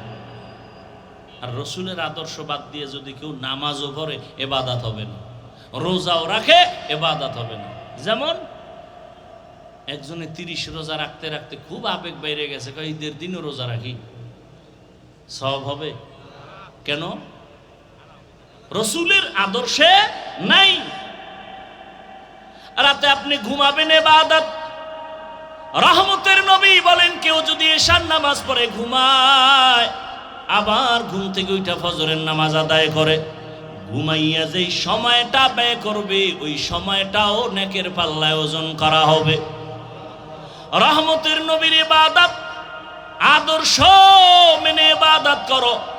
এইবার ভালো করে বুঝেন, মানুষের গুণ হলো ইবাদত করা। ইবাদত মন করা হবে না নবীর তরিকায়? নবীজির তরিকা কি ঘুমাইয়া পাবেন? নবীর তরিকা নিয়ম আছে কোরআন হাদিসে, কথা ঠিক? কোরআন হাদিস তো আপনি বুঝেন না। কোরআন হাদিস বুঝার জন্য লাগবে ওলামায়ে কেরাম। সহজ ওলামায়ে কেরামের কাছে গিয়া কোরআন হাদিস বুঝা ইবাদতের নিয়ম যাই না। ইবাদত করলে আপনি হবেন গুণের মানুষ। এদিকে ইঙ্গিত করে আমার আল্লাহ বলেন, আর রহমান আল্লামাল কুরআন খালাকাল ইনসান। আমি আগে কোরআন শিখাইছি, তারপরে মানুষ বানাইছি। অর্থাৎ গুণের মানুষ হইতে হলে লাগবে ইবাদত, ইবাদত জানতে হলে লাগবে কোরআন, কোরআন বুঝতে হলে লাগবে উলামায়ে কেরাম। এক কথায় জবাব, উলামায়ে কেরামের সোহবত ছাড়া মানুষ হওয়া যাবে না। আউলিয়ারা কারে উকবা ইখতিয়ার, জাহেলারা কারে দুনিয়া ইখতিয়ার। আসল মানুষ উলামায়ে কেরাম বানান, এর কারিগর হলো মাদ্রাসার ভেতরে কোরআনের সোয়াবাইয়া। ও আমার যুবক বাবারা, তার মানে এটা না যে মাদ্রাসা ছাড়া আর কোনো পড়ার গতি নাই। আমি যে এতক্ষণ বয়ান করলাম, জীবনে কোনো দিন বলি নাই আরে ভাই সবাই আমার মতো পাস কল্লি লাগাও। আমি কওমি মাদ্রাসায় পড়েছি, তুমিও কওমিতে যাও, একবারও বলি নাই। স্কুলে পড়ো বন্ধ করো, তাও বলি নাই। আমি তাবলিগের লাইনের সন্তান, তুমি তাবলিগে যাও, তাও বলি নাই। আমি পীরের মুরিদ, তুমি পীরের কাছে যাও, তাও বলি নাই। বরং আমি জেনারেল লাইনের আমার কলিজার যুবকদের বলে যাই, ও বরগুনা জেলার যুবক বাবারা, কলিজা ভরে দোয়া করে গেলাম, এখানে হাজারো বান্দার দোয়া কবুল হবে। তুমি স্কুলে পড়ো, দোয়া করে গেলাম, স্কুল ছাড়িও না। কলেজে পড়ো, কলেজ ছাড়িও না। তুমি ডাক্তার হও, ইঞ্জিনিয়ার হও, প্রফেসর হও, সাংবাদিক হও, ওকিল হও, এসপিডিসিওসি হও, তুমি একজন এমপি মন্ত্রী হও, তবে দাবি আমার বাবা বেয়াদব হইও না। বলবা হাফিজ ভাই এতক্ষণ বয়ান করলেন, ডাক্তার হব ধন্যবাদ, ইঞ্জিনিয়ার হব ধন্যবাদ, বেয়াদব হব না, তার মানেটা কি? তার মানে হলো তিনটা জায়গায় বেয়াদবি করবা না। খোদার কসম, যদি বেয়াদবি করো মরার আগে পঙ্গু হয়ে যাবা। এক নম্বরে মা বাবার সাথে বেয়াদবি করবা না, জীবন ধ্বংস হয়ে যাবে। দুই, শিক্ষকের সাথে বেয়াদবি করবা না, জীবন ধ্বংস হয়ে যাবে। তিন, ওলামায়ে কেরাম মুরব্বির সাথে বেয়াদবি করবা না। পড়লো না, আর তরবারি নিয়ে আসছে জবাই করতে, কালেমাওয়ালা হয়ে গেছে। এত পাওয়ার আল্লাহ ওমরকে দিলেন। নবী বলেন, লাউ কানা বাদি নবিয়্যুন লাকানা উমর। আল্লাহ আমার পরে নতুন আরেকজন নবী যদি কাউকে বানাইতেন ওমর হইতো নবী। এবার জানা থাকলে বলেন ওমর কি নবী? যদি নবী হইতো তো ওমর হইতো। ওমর যেহেতু নবী না, গোলাম আহমদ কাদিয়ানীও নবী না। আল্লাহ হেদায়াত দান করুন। কাগো কাদিয়ানী গো ও আমার দরকারই নেই, আমনের হেদায়াতের চিন্তা করেন। এখানে বই কইতেছেন কাফের কাফের, দোহানে যাইয়া প্রাণের জুস খায়। আসেনি? সিজন কোম্পানি, প্রাণ কোম্পানি, আরএফএল কোম্পানি সব কাদিয়ানি কাদিয়ানি কাদিয়ানি। ঘামের টাকা দিতেছেন ওদেরকে। আল্লাহ হেদায়াত দান করুন। দুনিয়াতে আল্লাহ মানুষ পাঠাবার আগেই মানুষকে সৃষ্টির শ্রেষ্ঠ মর্যাদা দিবেন আল্লাহ সিদ্ধান্ত নিয়ে নিলেন। পাঠাবার পরে না আগে আল্লাহ সিদ্ধান্ত নিলেন, স্থায়ী না অস্থায়ী। স্থায়ী সিদ্ধান্ত নিলেন মানুষ হবে সৃষ্টির শ্রেষ্ঠ। নূরের সৃষ্টি শ্রেষ্ঠ না, আগুনের সৃষ্টি শ্রেষ্ঠ না, মাটির সৃষ্টি মানুষ। কথা বলেন না কেন? সিদ্ধান্ত কার? মানুষ পাঠাবার পরে না আগে? অস্থায়ী না স্থায়ী? জানা থাকলে বলেন আল্লাহর এই স্থায়ী সিদ্ধান্ত মানে না একে? ওয়ালাকাদ কাররামনা বানি আদম ওয়া হামালনাহুম ফিল বাররি ওয়াল বাহরি ওয়া রাযাকনাহুম মিনাত তাইয়্যিবাত ওয়া ফাদ্দালনাহুম আলা কাসীরিম মিম্মান খালাকনা তাফদীলা। বনি আদম বড় দামি এক প্রাণী আল্লাহ বানাইলেন। আল্লাহ বলেন এদের এত দাম, জমিনে চলার জন্য পথ দিলাম, পানির মধ্যে চলার মতো ব্যবস্থা আমি করলাম। পানির মধ্যে চলে মানুষ। দুনিয়ার প্রাণী যেটা পানির মধ্যে চলতে পারে এটা উপরে চলতে পারে না, মরে যায়। কিছু প্রাণী আছে স্থলে চলে, মাটির উপরে চলে, পানির মধ্যে পড়ে গেলে মরে যায়।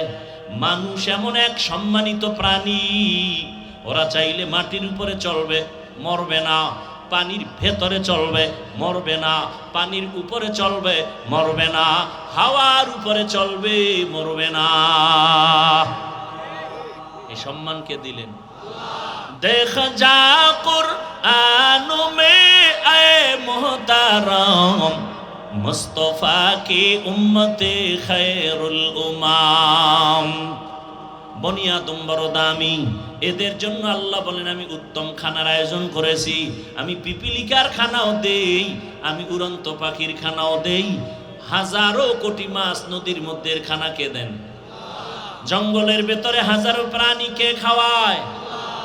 সমুদ্রের ভেতরে বড় বড় বড় সমুদ্রে এক একটা মাছ আছে, নীল তিমি তার নাম। নীল তিমির খানার তালিকায় লেখা প্রতিদিন 1000 কেজি চিংড়ি মাছ একটা নীল তিমির জন্য কে খাওয়ায়? জমিনের মধ্যে একটা পাহাড় আছে কহে কাফ, ওই পাহাড়ের মধ্যে একটা প্রাণী বসবাস করে সিমর্গ। ওই প্রাণীটার প্রতিদিনের খাদ্য তালিকা 40টা মোটা তাজা হাতি। সুবহানাল্লাহ বলবেন না? কে খাওয়ায়? ওয়া তারযুকু মান তাশাউ বিগাইরি হিসাব।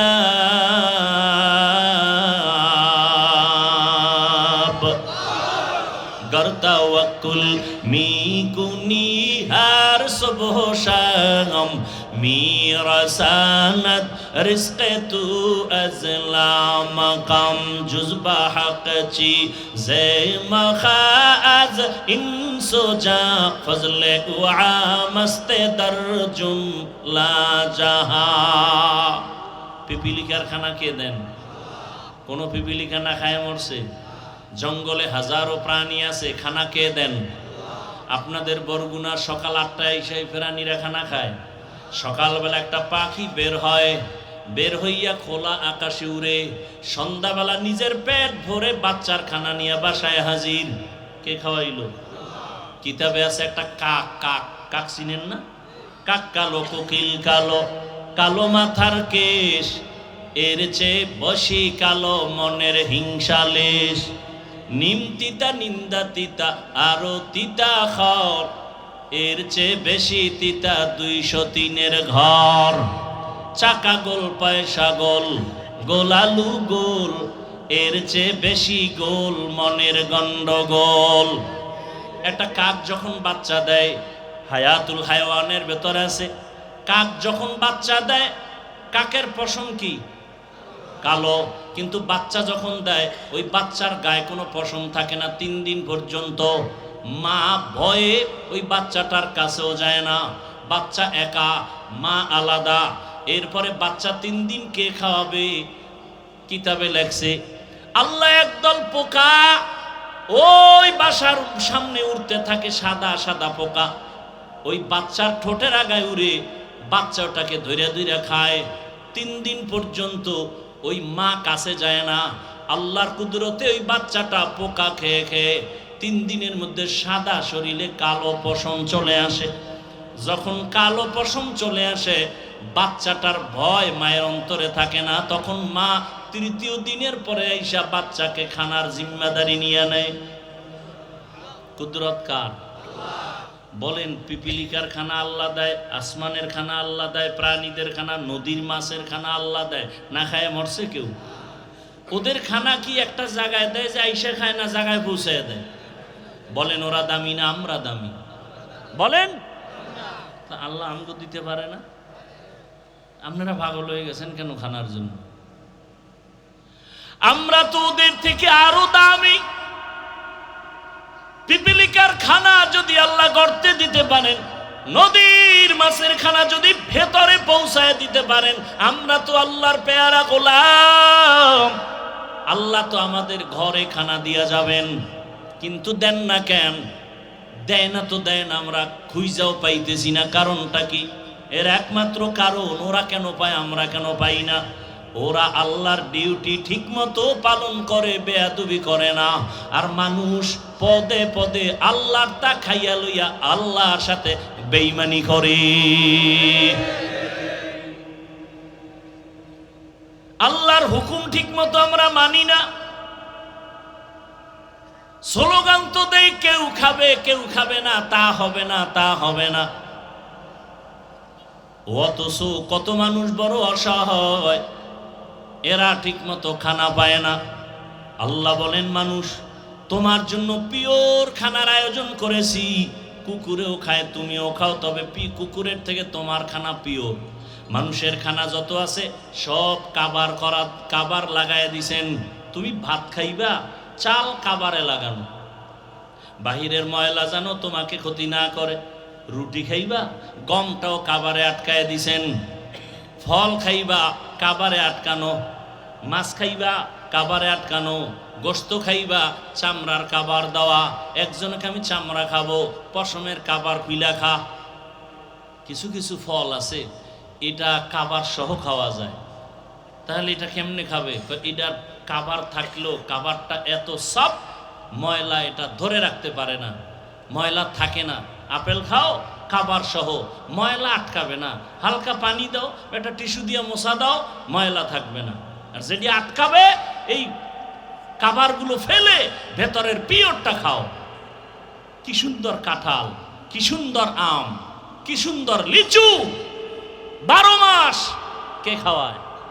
কিন্তু নিমক হারাম মানুষ বাম হাত দিয়ে খায়, বিসমিল্লাহও কয় না। আছে না নাই? তুকু যাও সুন্নতে আহমদ কুজা বা মোহাম্মদ কৈবুয়াদ নিসবতরা মান আহাব্বা সুন্নতি কওলে রাসূল মজদায়ে কানা মাই হাম কুন কবুল। তো বলতেছিলাম অনেক কথা। আল্লাহ মানুষকে সৃষ্টির শ্রেষ্ঠ মর্যাদা দিলেন। নূরের সৃষ্টি শ্রেষ্ঠ না, আগুনের সৃষ্টি শ্রেষ্ঠ না, একমাত্র মাটির সৃষ্টি মানুষ শ্রেষ্ঠ। সিদ্ধান্ত কার? স্থায়ী না অস্থায়ী? বলেন, আল্লাহর স্থায়ী সিদ্ধান্ত মানে নাই কে? ইবলিস। মানুষ বড় শ্রেষ্ঠ, এই মানুষ দুনিয়াতে পাঠাবার আগে আল্লাহ এই মানুষ যেন তার সম্মান ধরে রাখতে পারে এজন্য ব্যবস্থা দিলেন দুইটা। কয়টা? এক ব্যবস্থার নাম ব্যক্তি, আর এক ব্যবস্থার নাম কিতাব। ব্যক্তি চার দল, অমাইয়ুতিল্লাহ ওয়ার রাসূল ফাউলাইকা মাআল্লাযীনা আন'আমাল্লাহু আলাইহিম মিনান নাবিয়্যিনা ওয়াস সিদ্দীকিনা ওয়াশ শুহাদাই ওয়াস সালিহিন। আল্লাহ নিজেই বলেন ওয়া হাসুনা উলাইকা রাফিকা। নবীগণ, সিদ্দিকগণ, শহীদগণ, সালেহগণ, আল্লাহ বলেন এরা তোমার চূড়ান্ত পিওর বন্ধু, জান্নাতে নিয়ে যাবে এরা। বান্দার দাম কত! আল্লাহ মানুষকে দুইটা ব্যবস্থা দিয়েছেন, সম্মান যদি টিকাইয়ে রাখতে চাও দুই ব্যবস্থা গ্রহণ করিও। একটা যদি ছেড়ে দাও মরার আগে ধ্বংস। বর্তমান দুনিয়া তো আছে, একদল বলে আমরা ব্যক্তি মানি, কিতাব বুঝিও না, মানিও না, ওরা সব ধ্বংস, গোমরাহ। আর একদল আছে ওরা বলে আমরা কিতাব মানি, ব্যক্তি মানি না, ওলিয়া উলিয়া মানি না, মাযহাব মানি না। আল্লাহর কসম একবার, আল্লাহর কসম দুইবার, আল্লাহর কসম তিনবার। এ জমিনে যারা বলে ওলি আউলিয়া মানি না, ওরা কোরআন মানে না, বুখারী শরীফ মানে না, ওরা ভণ্ড, ওরা বাতিল। ওদেরকে যারা বাতিল বলে না, খোদার কসম তারাও বাতিল। বিস্তারিত বলার সময় নেই। ওলিয়া উলিয়া যারা মানে না, আল্লাহ পাক ওলিয়া উলিয়ার কথা বুখারীতে বলছেন, কোরআনেও বলছেন, বিস্তারিত বলার সময় নাই। যারা ওলি আউলিয়া বলে মানি না, ওরা কোরআন মানে না, বুখারী মানে না, ওরা বাতিল না হক। ওদের যারা বাতিল বলে না তারাও বাতিল। এরে নবীর উম্মতের দল, আল্লাহ পাক দুই ব্যবস্থা দিয়েছেন। যারা বলে আমরা কিতাব মানি, ব্যক্তি মানি না, এরাও বাতিল, এরাও গোমরাহ। আর যারা বলে আমরা কিতাবও মানি, ব্যক্তিও মানি, তারাই হলো হক। এবার আসেন, যত কিতাব আল্লাহ দিয়েছেন সমস্ত কিতাবের মধ্যে শ্রেষ্ঠ কিতাব হলো কোরআনুল কারীম। আর যত ব্যক্তি জমিনে আল্লাহ দিয়েছেন মানুষকে হেদায়েতের পথ দেখানোর জন্য, যত মানুষ আল্লাহ বানাইছেন ব্যক্তি, সমস্ত ব্যক্তিদের মধ্যে শ্রেষ্ঠ ব্যক্তি হলেন রহমাতুল লিল আলামিন। ভালো করে খেয়াল করিয়েন। আর কষ্ট হলে বলেন আমি ছেড়ে দেই। উঠা বসা করেন কেন? এতক্ষণ কি বুঝাইলাম? বাসায় যেয়ে ঘুমাবেন? ঘুমাবেন? বাঙালি ঘুমায় রাতে, যাও কিছু ঘুমাবে, গরমের কারণে পারবে না। আর যাও একটু ঘুমাবে, বরকতি এক চাকরি তো আছে যে মোবাইলের হক আদায় করে, এরপরে ঘুমাইতে ঘুমাইতে ফজরের আগে এই মোবাইলের হক আদায় করতে করতে আর ঘুম নাই। হায় রে গজবের মোবাইল! ঘরে ঘরে, রুমে রুমে জেনা, জেনা চলে সারা রাত।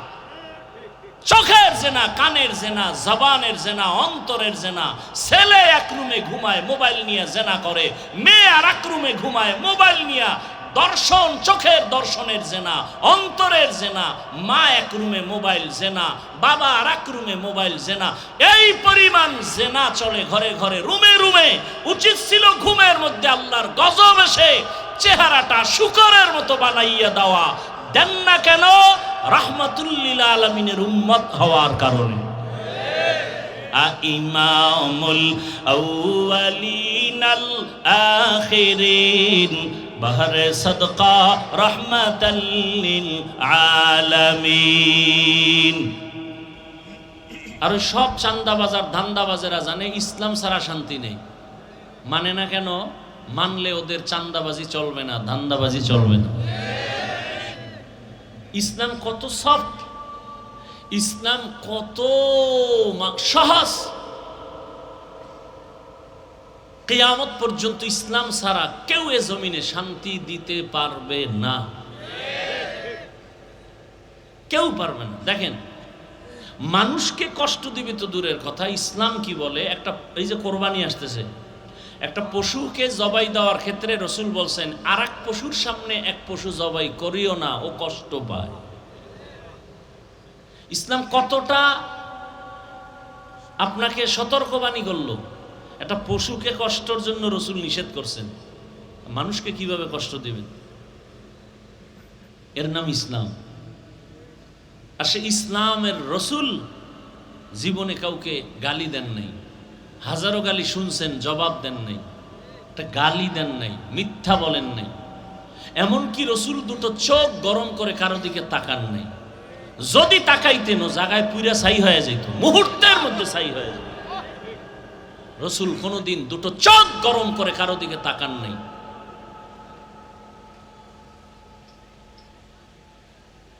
চতুর্মুখী ষড়যন্ত্র, মা নাই বাপ নাই, জানের দুশ্মন সামনে পেছনে চতুর্দিকে। রসুল দোয়া করলেই কবুল। সেই রসুল না খেয়ে পেটে পাথর বাঁধেন কেন? 3 বছর রসুলকে গৃহবন্দী করে রেখে পানি দেয় না, খানা দেয় না। রসুল গাছের পাতা ছিঁড়ে ছিঁড়ে চাবায় চাবায় ক্ষুধা নিবারণ করেন। দিন এমনি আসছে। আল্লাহ হেদায়াত দান করুন। জানি না কতটুকু সময় পাবো, তবে দোয়া অনেক বড় দামি এক সম্পদ। দোয়ার দ্বারা বান্দা অনেক দূরে আগায় যেতে পারে, যেটা নিজের প্রচেষ্টায় সম্ভব না।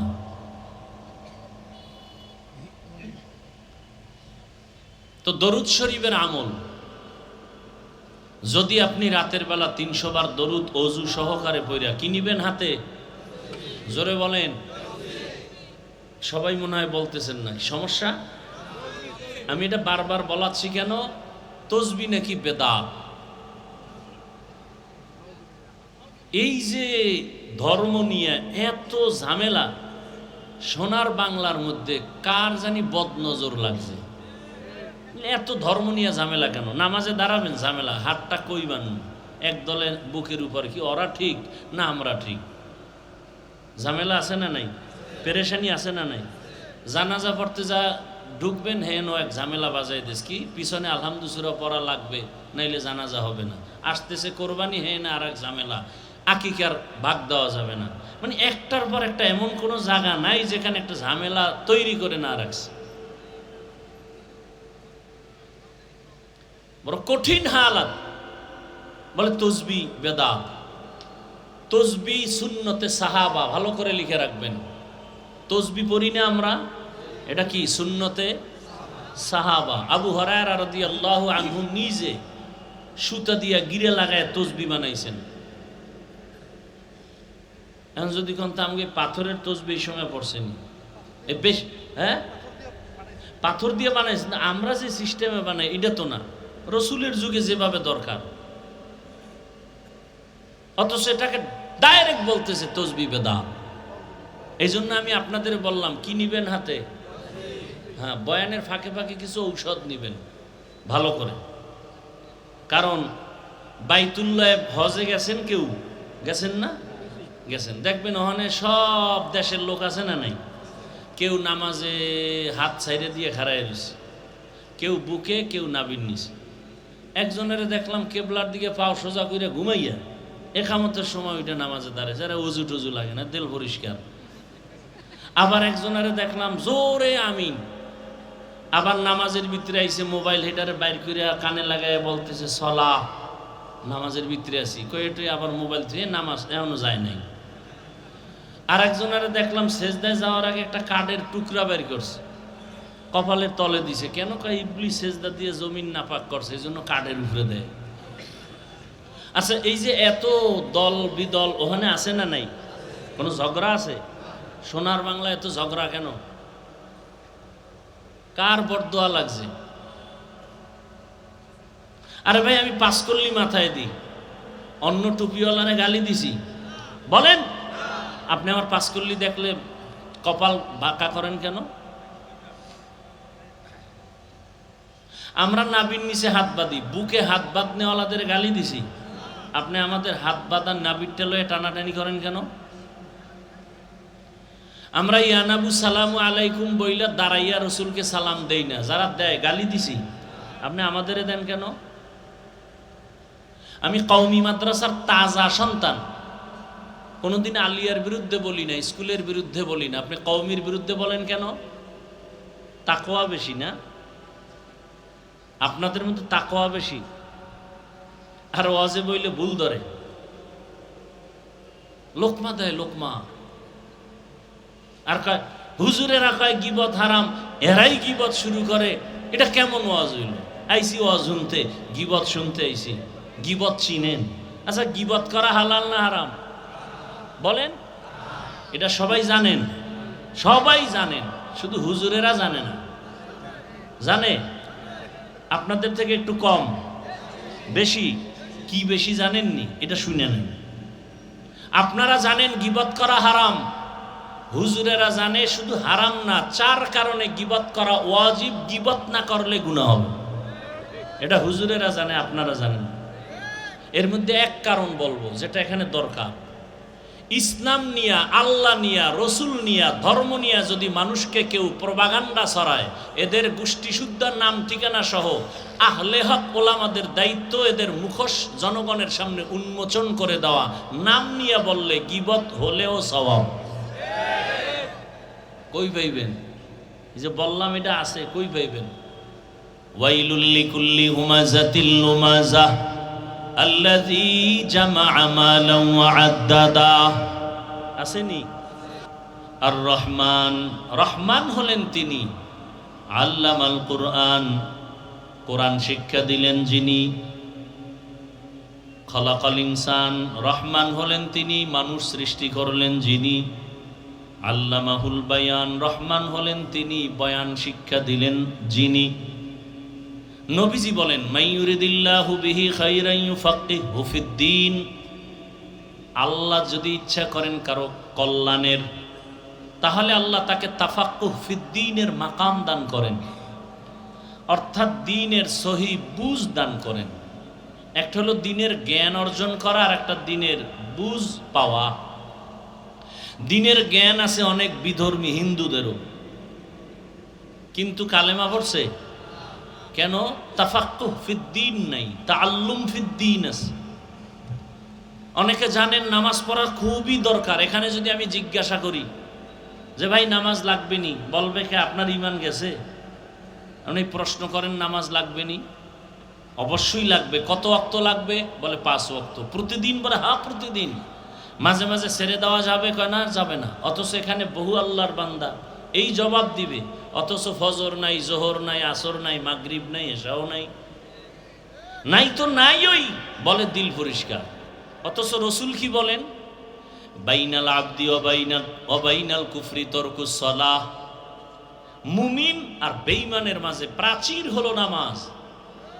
রহমতের নবী বলেন বেঈমানেরা নামাজ পড়ে না, মুমিনেরা নামাজ ছাড়ে না। আল্লাহ বলেন ইন্না সালাতা তানহা আনিল ফাহশাই ওয়াল মুনকার ওয়া লাযিকরুল্লাহি আকবার, নামাজ এমন একটা মেডিসিন যেটা গ্রহণ করলে বান্দা পবিত্রই হয়ে যাবে। চোখ পবিত্র হবে নামাজের দ্বারা, কান পবিত্র হবে, হাত পবিত্র হবে, জাহের বাতেন ইসলাহ হয়ে যাবে, পরিশুদ্ধ হবে। দুনিয়ার সব পাপ থেকে আল্লাহ ফিরিয়ে রাখবে নামাজের মাধ্যমে। অথচ আমাদের বরগুনাতে এমন নামাজি আছে, নামাজও পড়ে, মিথ্যাও বলে, নামাজও পড়ে, সুদও খায়। আসেনি? তাহলে আল্লাহর ওয়াদা গেল কই? আল্লাহ যে আর এক জায়গায় কি সুন্দর কথা কইছে এর খবর নাই। কিছু কিছু নামাজি যারা নামাজ পড়ে কিন্তু গুনাহ ছাড়ে, এদের নামাজটা কেমন নামাজ? আল্লাহ বলেন অন্য আয়াতে আরাইতাল্লাযী ইউকাযযিবু বিদ্দীন ফাযালিকাল্লাযী ইয়াদউল ইয়াতীম ওয়া লা ইয়াহুদ্দু আলা তাআমিল মিসকিন। এরপরের আয়াত কি? ফাওয়াইলুল লিল, নামাজি মুসল্লির জন্য ওয়াইল নামক জাহান্নাম। এবার বুঝেন কি নামাজি মুসল্লি হইছি। মুসল্লি নামাজ পড়ে, আল্লাহ বলেন ফাওয়াইলুন, জাহান্নামের স্তরের মধ্যে ভয়ঙ্কর এক স্তরের নাম ওয়াইল। নামাজি মুসল্লির জন্য আল্লাহ বলেন আমি ওয়াইল নামক জাহান্নাম বানায় রাখছি। ওয়াইল কার জন্য? মুসল্লির জন্য। তাহলে যারা নামাজ পড়েন কোন লাইনে আছেন হিসাব মিলান তাড়াতাড়ি। হাসিবু ক্বাবলা আন তুহাসাবু, আসল হিসাবের আগে নিজে হিসাবটা মিলায় নেন। নামাজি মুসল্লির জন্য ওয়াইল, ওয়াইল জাহান্নামটা বড় মারাত্মক। ওয়াইলুল লিকুল্লি হুমাযাতিল লুমাযাহ, যারা মানুষের পেছনে পেছনে দোষ বলে বা মানুষের নামে বানায় বানায় অপবাদ দেয়, ওয়াইল নামক জাহান্নাম। ওয়াইলু ইয়াউমাইযিল লিল মুকাজ্জিবিন, যারা মিথ্যা কথা বলে তাদের জন্য ওয়াইল নামক জাহান্নাম। ওয়াইলুল লিল মুতাফফিফিন, যারা ব্যবসা করতে গিয়া মাপে ভেজাল দেয়, কাস্টমারের ঠকায়, এদের জন্য ওয়াইল নামক জাহান্নাম। ওয়াইল মারাত্মক এক জাহান্নাম। অথচ আবার ব্যবসায়ীদের জন্য সুসংবাদও আছে। রহমতের নবী বলেন, তাজিরু সুদুকুল আমিন মান নাবিয়িন ওয়াস সিদ্দিকিন ওয়াশ শুহাদা। রহমতের নবী বলেন, ব্যবসা করতে গিয়া যারা সততার সাথে করবা, কাস্টমারের কখনো মিথ্যা বলবা না, ধোঁকা দিবা না, আমি নবী ওয়াদা করলাম আমার সাথে তোমার জান্নাত হবে। আর যারা দোকানে লেখছে বিক্রি করা মাল ফেরত নেওয়া হয় না, এরা ধোঁকাবাজ। এরা কি বাজ? ধোঁকাবাজ। এরা সঠিক ব্যবসায়ী না, রসুলের সুসংবাদ প্রাপ্ত ব্যবসায়ী না। আল্লাহ হেদায়াত দান করুন।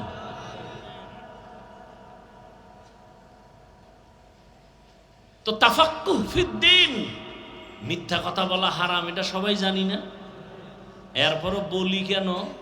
আমি হুজুরেও বলি, আপনিও বলেন। টাকা পাইবে একজনে আমার কাছে, আমি ঘরের মধ্যে মোবাইল কানের মধ্যে লাগায় হঠাৎ করে ধরি না পাওনাদারের যে টাকা পাবে ওর ফোন ধরি না, ফট করে একটা অচেনা নাম্বার দিয়ে দিছে, রিসিভ করে ফেলছে। আরে কই আপনি? ঘরে বই এখানে আমি জমি নেই।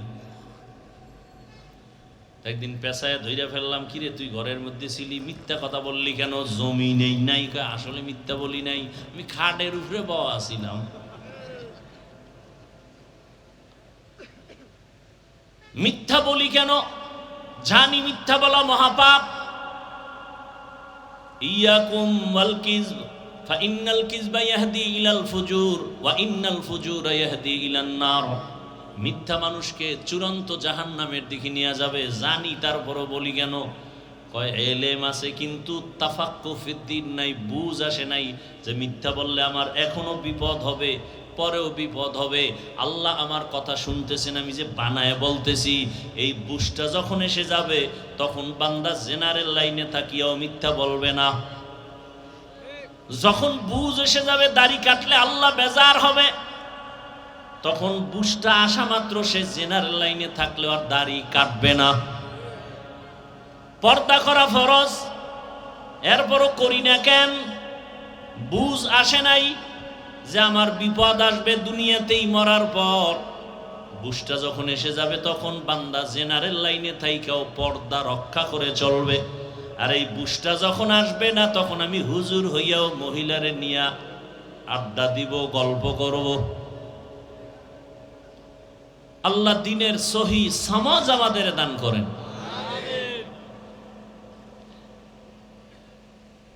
এবার আসেন, আর রহমান আল্লামাল কুরআন খালাকাল ইনসান আল্লামাহুল বায়ান। রহমান হলেন তিনি, কোরআন শিক্ষা দিলেন যিনি। রহমান হলেন তিনি, মানুষ সৃষ্টি করলেন যিনি। রহমান হলেন তিনি, বয়ান শিক্ষা দিলেন যিনি। এই কথাগুলোর ব্যাখ্যা দেওয়ার আগে আমি একটু হালকা ভূমিকা টানবো, এরপরে ব্যাখ্যায় ঢুকবো। উঠা বসা করবেন না, শুরুতেই বলছি আমি আপনাদের কাছের মানুষ, আপন মানুষ, এই মনে করে মাহফিলের বরকত নষ্ট করবেন না। এখানে কাউকে জোর করে বসানো হয় নাই, আল্লাহ দয়া করে বসাইছেন। আপনার কপাল এত খারাপ কেন? আসলে কপাল খারাপ হইলে ফিরায় কে? যদি কপাল পুরিয়াই যায় তা হাফিজুর রহমান কেন আর মক্কা মদিনার ইমাম কেন? স্বয়ং রসুলও যদি বয়ান করে ওর কপাল খোলেন। একটু আগে না বলছি, অলিয়া উলিয়া যারা মানে না, আল্লাহ দুই দলের সাথে যুদ্ধের ঘোষণা দিয়েছেন। দুই দল, আল্লাহ নিজে যুদ্ধ করবেন, কতটা ভয়ঙ্কর কথা। দুই দলের সাথে, এক দল কোরআনে আছে আর এক দলের কথা বুখারীতে আছে। কোরআনের বর্ণিত দল যার সাথে আল্লাহ নিজে যুদ্ধ করবেন, ওই দল সুদখোরের দল।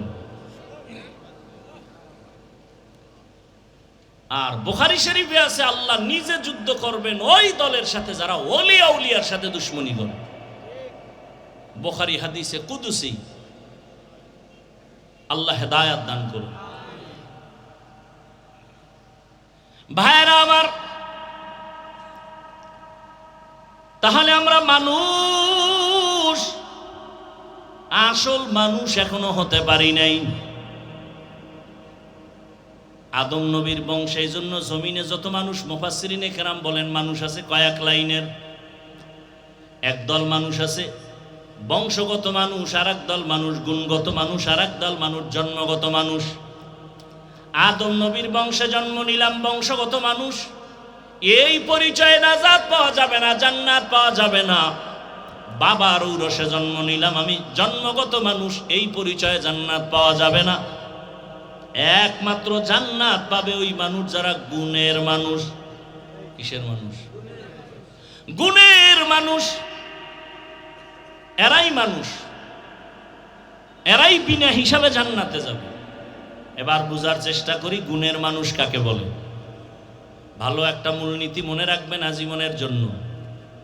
কোনো ব্যক্তি যদি কোনো জিনিস বানায়, কোন একটা কাজের জন্য বানায় না, যেই বস্তুটা যেই কাজের জন্য বানানোওয়ালা বানায়, ওই বস্তুটার ওই কাজ হলো ওইটার গুণ।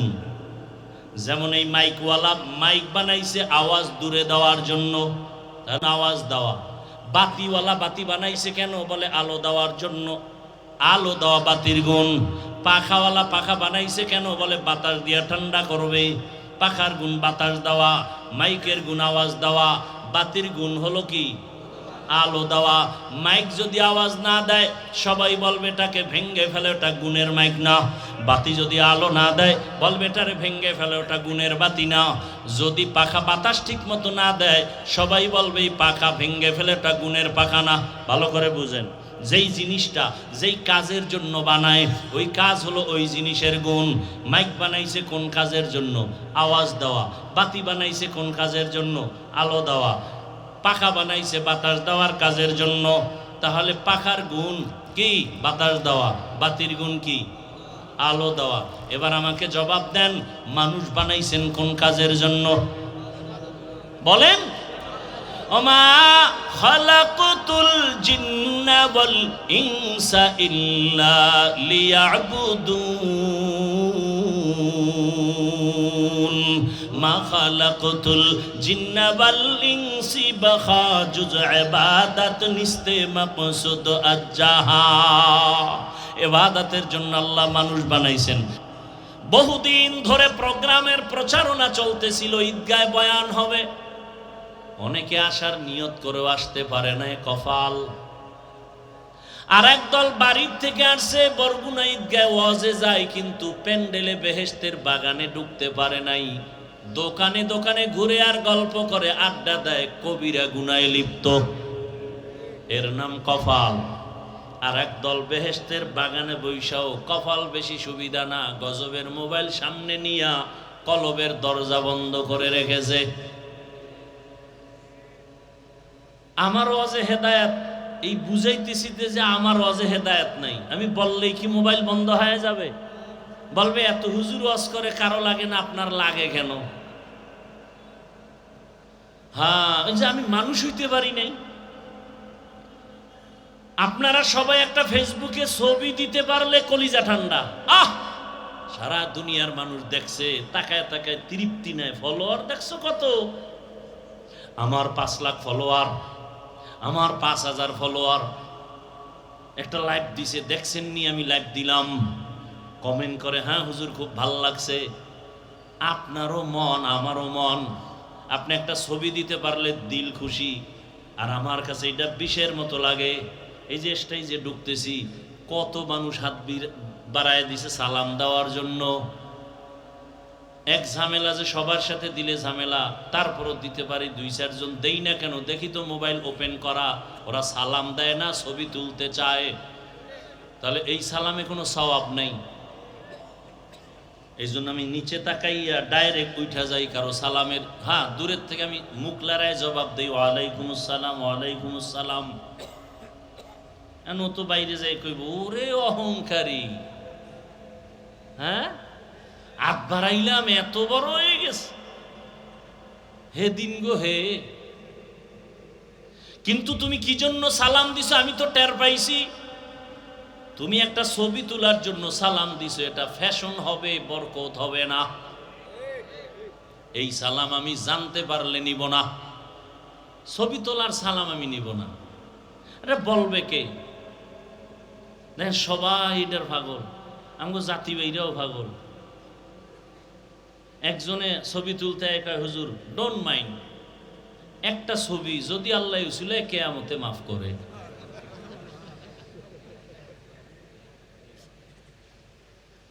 বাথরুম থেকে বেরোয় দেই ছবি, আমি কি তুই ভিতরে আইলি না কেন? কত বড় ইতর! সারা দুনিয়ার সব মুফতিয়ানে কেরাম একমত, অনর্থক কোন ছবি তোলা হারাম, হারাম, হারাম, এমনি হারাম, কোন জরুরত ছাড়া এমনি হারাম, কবিরা গুনাহ। বসছে বেহেশতের বাগানে, করতেছে কবিরা গুনাহ। আর একজনে বুদ্ধি যার বেশি কইব না না না আপনি এই কেন বললেন, আপনাকে কতটা ভালোবাসি এই জন্য রেকর্ড করতেছি। তা আপনার বুদ্ধি নেই, আপনার রেকর্ড হবে ভেজাল, ছবি আসবে না ভালো, কিন্তু আপনার কাজটা নিখুঁতভাবে তো মিডিয়াওয়ালারা করতেছে। সকালবেলা এখান থেকে ডাউনলোড করে নিলেই তো হয়। কি এতটুকু বুদ্ধি না থাকলে কচু গাছ খুঁজেন?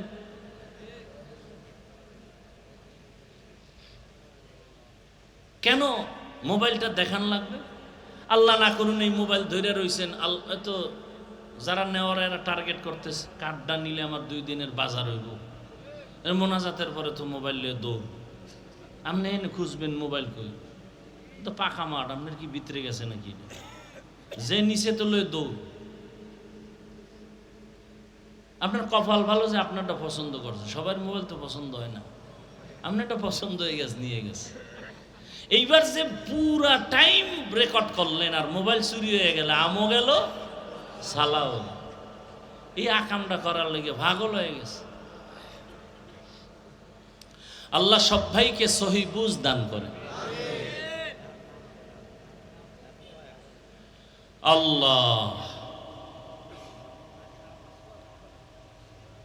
তো রহমতের নবীকে 13টা বছর, এটার ব্যাখ্যা হইরা লইবেন।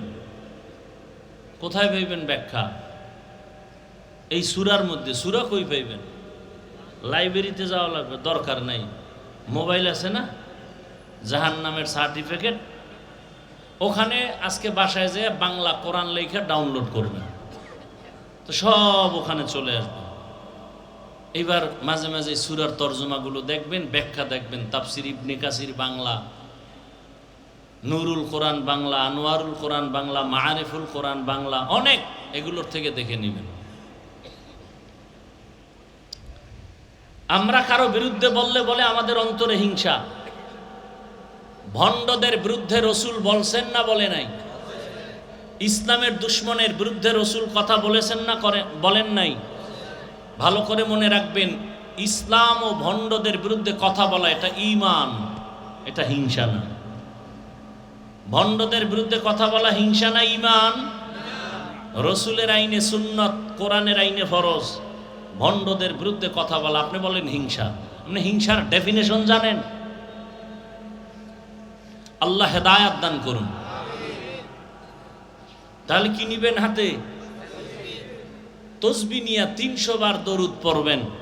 সময় বেশি থাকলে দরুদ পড়বেন নামাজে যেটা পড়ি এইটা, কম থাকলে এই ছোট অংশটা পড়বেন। পরে ডান কাতে বিছানায় ওযু সহকারে ঘুমাবেন, চেহারাটা কেবলার দিকে রাখবেন। ইনশাআল্লাহ এই আমলটা চালু রাখলে ঘুমের মধ্যেই রসুলের সাথে মোলাকাত হয়ে যাবে। আল্লাহ সবাইকে কবুল করেন। हर के बाशद आमिले सल्लु मुदम আতেশে দোজখ শাওয়াদ বরওয়ায় হারাম। আমল তো করবেন না, সব হুজুর গুফরে দিয়ে রাখছেন। হুজুর দোয়া করেন, হাদিয়াটা দিলেন তাও সুদের টাকা, ঘুষের টাকা। হুজুরকে খাওয়াইলেন তাও হারাম টাকার কামাই রুজি একসাথে মিক্সার করা। আল্লাহ সব ভাইকে হেদায়াত দান করুন। অনেকে না বুঝে উল্টা পাল্টা বলে, গীবত শেখায়েতের আওতায় পড়ে যায়, আর বলে আমরা হুজুরগো লোকমা দিছি, লোকমা। তো ইমাম সাহেব নামাজে দাঁড়াইলে লোকমা দেয় না? এখন তো আধুনিক এসি আছে, বক্স আছে, মাইক লাগায় কেরাত পড়ে। তো মাগরিবের নামাজে কেরাত আসতে না জোরে? তো মনে করেন এখানে মসজিদ আছে না, মসজিদে ইসলামিয়া মসজিদ আছে তো না, নামাজ দাঁড়ায় পাশে অনেক মসজিদের পাশে দেখবেন চায়ের দোকান টোকানও আছে। তো অনেক কয়েকটা বেনামাজি বয়ে বয়ে ডান হাতে বিড়ি টানে, বাম হাতে চা টানে, ওকে নামাজ লাগে না, দিল এমনিই পরিষ্কার, সাং খফাল লয়ে দুনিয়া আইছে। তো ইমাম সাহেব মাগরিবে মাইক নিয়ে বক্সে তেলাওয়াত শুরু করছে, আল্লাহর কুদরত কি আলহামদুর মধ্যেই ভুল হয়ে গেছে। মাইকের আওয়াজ চায়ের দোকানে পাইছেনি, একটার কানে গেছে, পর চায়ের কাপ ফালায় টের পাইছো কি ইমাম সাহেব করলো কি, কি কয় আলহামদুর মধ্যে ভুল, আর একটা লোকমা দে। ও চায়ের কাপ ফালায় জানালা দিয়া সামনে যায়, জানালা দিয়ে বাহির থেকে বলে ইমাম সাহেব ঠিক করেন। কি দিছে, কি দিছে? এটা লোকমা না বেয়াদবি? যারা আলেম না তারা আলেমের বিরুদ্ধে লেখালেখি করবে, বলা বলি করবে, এটা লোকমা নয়, এটা চূড়ান্ত গাদ্দারি আর বেয়াদবি। সারা বাংলাদেশে বলি, যারা আলেমদের বিরুদ্ধে লেখে বলে এরা মা বাবার অভিশপ্ত সন্তান, একটাও মা বাবার ভালো সন্তান না। আল্লাহ সব ভাইকে হেদায়াত দান করুন। লোকমা দিতে সাবধান, লোকমা দিবেন কিন্তু লোকমা দিতে গিয়ে বেয়াদবি যেন না হয়। ফেসবুকে লেখে হুজুরের বিরুদ্ধে, লেখা 2 কলম, বলে সতর্ক হয়ে যান, লোকমা দিলাম। এই আলেম ওলামারা এখন একটা সুযোগ এক হওয়া, এই ফেসবুকের গোলামদের কারণে হইতে পারে না। কে আসতে বলেন কেন? কপাল বড় খারাপ। আবু জাহিল্লা 13 বছর বয়ান শুনছে, কালেমা কপালে আসে নাই। আর ওমরের মতো বান্দা নবীকে জবাই করতে গিয়া 27 বছরের সময় কালেমাওয়ালা মুসলমান হয়ে গেল। এত দাম আল্লাহ ওমরের বাড়ায় দিলেন। আল্লাহ তাআলা ওমরের কথার সাথে একমত হইয়া কোরআনের ভেতর আল্লাহ আলাদা আয়াত পর্যন্ত নাজিল করেছেন। ওমরের দাম কত যে আল্লাহ ওমরের কথায় খুশি হইয়া আলাদা কোরআনে আয়াত নাজিল করছে। কিন্তু আশ্চর্য কথা হলো, সেই ওমরকে সোনার বাংলায় দাঁড়াইয়া ভণ্ড বেদাতি বলার মতো বেয়াদব আছে। বাংলাদেশের জমিনে দাঁড়াইয়া কে বলতেছে হযরত ওমর বেদাতি ভণ্ড? আমি সেদিন ঢাকায় বলেছি, ওমরের যারা বেদাতি বলবে আমি বলবো 14 গোষ্ঠী সব ভণ্ড। কে সেই ওমর? আল্লাহ খুশি হইয়া আয়াত নাজিল করেছেন। রহমতের নবী বলেন, আকাশের দিকে তাকাইয়া যেমনি ভাবে অগণিত তারকা দেখতেছো, আমার ওমরের আমলটাও কিন্তু এরকম অগণিত তারকার মতো। এত পরিমাণ ওমরের আল্লাহর নবী ভালোবাসছেন। এর নবীর উম্মতের দল। ওমর যখন 27 বছরে তরবারি নিয়ে আসছে নবীর কাছে, তখন নবী বাইরে যায় না, গোপনে কালেমার কথা, গোপনে নামাজ আদায় করেন। মাত্র 39 জন মুসলমান পুরুষ, 11 জন মহিলা মুসলমান, মাত্র এই কয়েকজনে গোপনে গোপনে কালেমা পড়ে। আবার বাইরে পাহারাদার নিযুক্ত করছে, যাও কোনো দুশ্মন নিয়ে এসে আবার হামলা করে। আরে নবী তো নবী, কথা বললেই তো কবুল। সেই নবী পাহারাদার রাখছে বাইরে, দুশ্মন এসে না যেন হামলা করে। কিন্তু 40তম মুসলমান ওমর কালেমা পইরেই তরবারি নিয়ে দাঁড়ায় বলেন নবী আর গোপনে কোনো কথা হবে না, ওপেনে বের হয়ে যান, কালেমার দাওয়াত চলবে। হাতিমে কাবায় দাঁড়াইয়া একটা হুঙ্কার দিয়া কয়, এই মুশরিকেরা আয়, মুহাম্মদের বিরুদ্ধে একটা কথা বলবি, মুহাম্মদের প্রয়োজন নাই, আমার ওমরের সামনে দাঁড়ায় যাও, তরবারি রেডি আছে। ওমর আসা মাত্র কালেমার দাওয়াত ওপেনে শুরু হয়ে গেল। আল্লাহ ওমরের উপরে এতটা খুশি যে আল্লাহ এক জায়গায় না একাধিক জায়গায় আয়াত নাজিল করছেন। বাইতুল্লাহ তাওয়াফ করেন নবীজি, সাথে সাহাবা ওমর সহ বাইতুল্লাহর তাওয়াফ 7টা চক্কর শেষ। এবার নিয়ম হলো বাইতুল্লাহর 7 চক্কর দিয়া 2 রাকাত নামাজ পড়া লাগবে, ওয়াজিব নামাজ, তাওয়াফের নামাজ।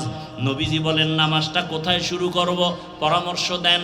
একজনে বলেন ইয়া রাসূলুল্লাহ বাইতুল্লাহর দরজা বরাবর নামাজ 2 রাকাত পড়েন, কেউ বলে জমজম কূপের কিনারায় পড়েন। ওমর বলতেছে নবী আমার মত হলো ওই যে মাকাম ইব্রাহিম পাথরের উপরে দাঁড়াইয়া ইব্রাহিম নবী বাইতুল্লাহ নির্মাণ করেছেন, ওটার পিছনে নামাজ পড়ি। পরামর্শ শেষ, নবী সিদ্ধান্ত দিলেই হয়ে যায়, দেয় না। আসমান থেকে ফয়সালা আসবে। জিবরাইল আইসা বলতেছেন ইয়া রাসূলুল্লাহ আয়াত আল্লাহ দিয়া দিছেন, আল্লাহ বলে দিছেন ওমর যেটা বলছে আল্লাহ মেনেছেন, আপনাকেও মানতে বলেছেন। সেই ওমরের মতে কিয়ামত পর্যন্ত তাওয়াফের নামাজ মাকামে ইব্রাহিমের পেছনে কিয়ামত পর্যন্ত হাজিরা পড়তে থাকবে। পরামর্শটা কার? ওমরের। আল্লাহ খুশি হয়ে আয়াত নাজিল করে দিলেন। আল্লাহ কয় আমি ওমরেরটা মেনে নিলাম, রসুলকেও মানতে বললেন। সেই ওমরকে বেদাতি বলে এই জমিনে। কপাল বড় খারাপ। আজমিরি রহমাতুল্লাহ আলাইহি বলেন আমি মদিনাতুল মুনাওয়ারা থেকে ভারতে আসছি কালেমার দাওয়াত নিয়া, আমার হাতে লক্ষ লক্ষ বিধর্মী মুসলমান হয়ে গেল। আমি একদিন মায়ের কাছে আনন্দ প্রকাশ করলাম। আম্মা জান কয় রে মঈনুদ্দিন এত আনন্দ কেন করো? লক্ষ লক্ষ বিধর্মী আমার হাতে কালেমাওয়ালা হয়েছে। মা ডাক দিয়ে কয় রে মঈনুদ্দিন এই অবদান তোমার না, আমি মায়ের অবদান। মঈনুদ্দিন বলেন আম্মা জান আপনার অবদানটা কি? মঈনুদ্দিনের মা চোখের পানি ছেড়ে কান্না শুরু করলে। চোখের পানি ছেড়ে বলে রে বাবা মঈনুদ্দিন তুই আমার গর্বে যখন আসছো আল্লাহর কসম আমি এক রাত ঘুমাই নাই, সিজদায় পড়ে মালিকের দরবারে কান্না করেছি। ও দয়ার মালিক আমার গর্বের সন্তান তুমি ওলি হিসাবে দুনিয়ায় পাঠাইও। ও মঈনুদ্দিন আমি মাওলার কাছে দোয়া করতে করতে যখন তুই দুনিয়াতে আসছো আল্লাহর জাত ও সিফাতের কসম আমি মা তোকে দুগ্ধ পান করানো যখন শুরু করলাম, যত বছর তোকে দুধ পান করাইছি আল্লাহর কসম এক ফোঁটা দুধ আমি তোর মুখে বিনা অজুতে দেই নাই। যত দুধ পান করাইছি ওযু সহকারে তোর মুখে দিয়েছি রে বাবা, এক ফোঁটা দুধ বিনা অজুতে আমি তোর মুখে দেই নাই রে বাবা। মঈনুদ্দিন মায়ের হাত ধরে কয় মা দোয়া করো, এমন মায়ের সন্তান কেন জগৎ বিখ্যাত আল্লাহর গোলাম হবে না? ও পর্দার আড়ালের আম্মা জানেরা আল্লাহ এত সম্মান আপনাদের দান করেছেন। আপনারা খাদিজা রাদিয়াল্লাহু আনহার মতো নারী, ফাতেমা রাদিয়াল্লাহু আনহার মতো নারী, আয়েশা রাদিয়াল্লাহু আনহার মতো নারী, আপনারা তো ইসমাঈল নবীর মা হাজেরা আলাইহা সালামের মতো নারী, আপনারা তো ঈসা নবীর মা মারিয়াম আলাইহা সালামের মতো নারী। এ জমিনে আল্লাহর একটা বড় দুশমন ছিল ফেরাউন। জানেননি তার স্ত্রীর নাম কি? আসিয়া। কত বড় বেঈমানের ঘরে থাকিয়া আসিয়ার ঘটনা জানেন? এত বড় আল্লাহর পেয়ারা হয়ে গেছেন। আসিয়াকে আল্লাহ এতটা কবুল করেছেন, রহমতের নবী বলেন কিয়ামতের ময়দানে আমি মুহাম্মদের সাথে আসিয়ার সাথে জান্নাতে বিবাহের ব্যবস্থা হয়ে যাবে। এরে আম্মা জানেরা আপনার স্বামী তো ফেরাউনের মতো খারাপ না, আপনি কি পারতেন না স্বামীকে যদি বুঝাইতেন ও স্বামী আমি বাবা মায়ের মায়া সারিয়া তোমার সংসারে আসছি রে স্বামী, খাইয়াছি না খাইয়াছি কোনো দুঃখ নাই, জীবনে তো বিবাহের সিঁড়িতে পা রাখলাম, কোন দিন মরণ হবে জানা নাই। ও স্বামী, তোমার ঘরে এসে একটা দাবি আমার অন্তরে, তুমি আমারে খাওয়ায়া রাখলো আলহামদুলিল্লাহ, তুমি আমারে না খাওয়াইয়াও যদি হাসি দাও তাতেও আলহামদুলিল্লাহ। তবে আমার দাবি, হারাম টাকা কামাই করবা না, হারাম মাল ঘরের মধ্যে আনবা না, হারাম টাকার মাল খাইয়া সন্তানটার রক্ত নাপাক করব না, আমাদের রক্ত নাপাক করব না। আম্মা জান, আপনি যদি স্বামীটাকে একবার বলতেন, কোন স্বামী জীবন গেল হারাম মাল ঘরে নিতে সাহস পাইতো না। এরে আম্মা জান, আপনি যদি 5 বেলার নামাজ পড়িয়া আল্লাহর কাছে দোয়া করে স্বামীকেও ডাকতেন, স্বামীও নামাজি হয়ে যাইত। এরে আম্মা জানেরা, একটু যদি চেষ্টা করতেন, সন্তানটাকে আদো বলা বানাইবার চেষ্টা করতেন, আপনার সন্তান আদো বলা হয়ে যাইত।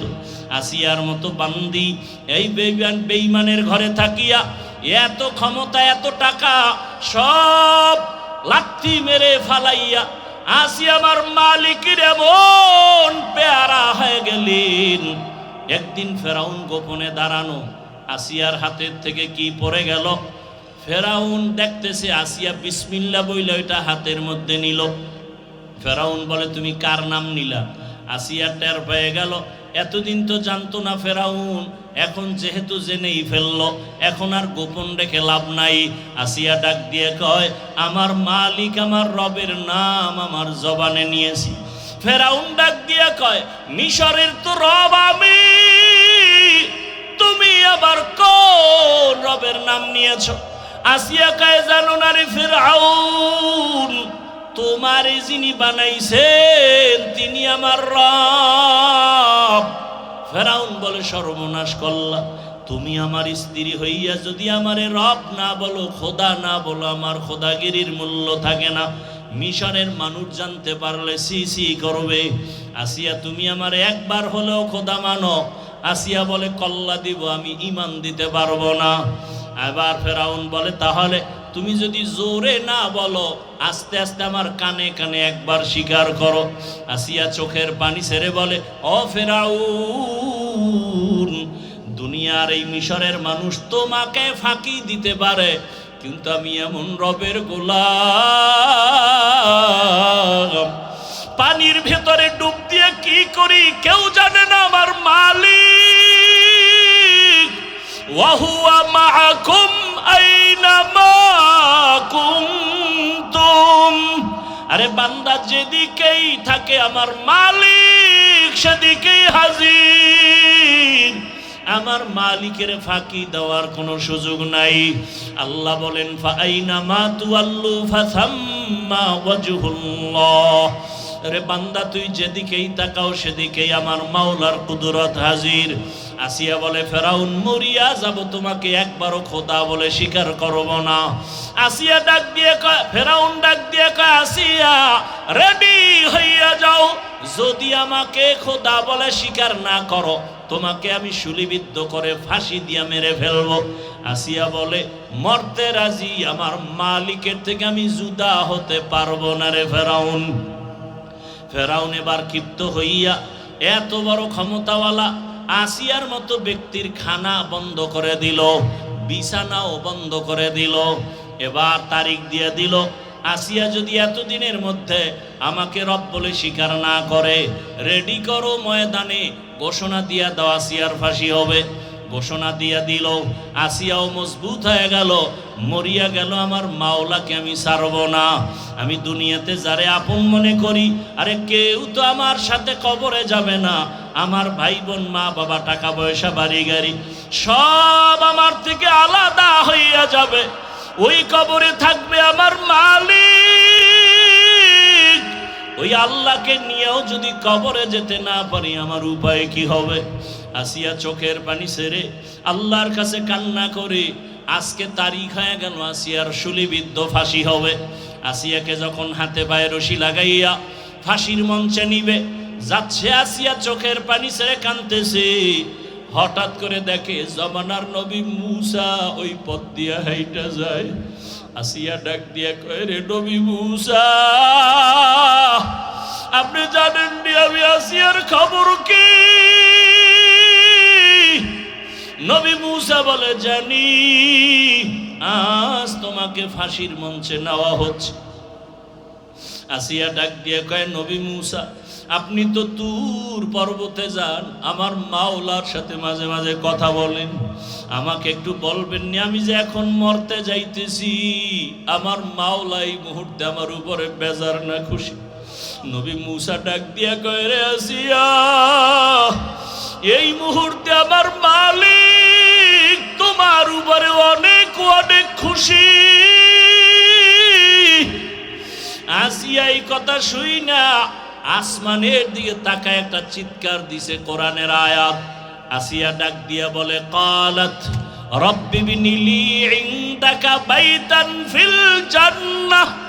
ও দয়ার মালিক, তাকাইয়া দেখো,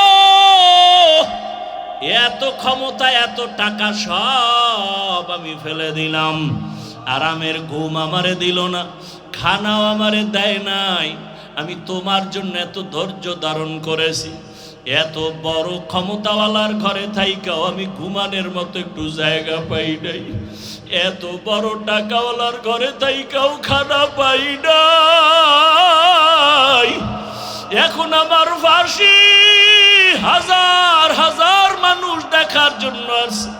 ও আল্লাহ, বিদায় বেলা আমার কলিজার একটা দাবি, জান্নাতে তোমার পাশে একটা ঘর বানাইয়া দিও। ও আল্লাহ, তোমার পাশে একটা জান্নাতে ঘর বানাইয়া দিও।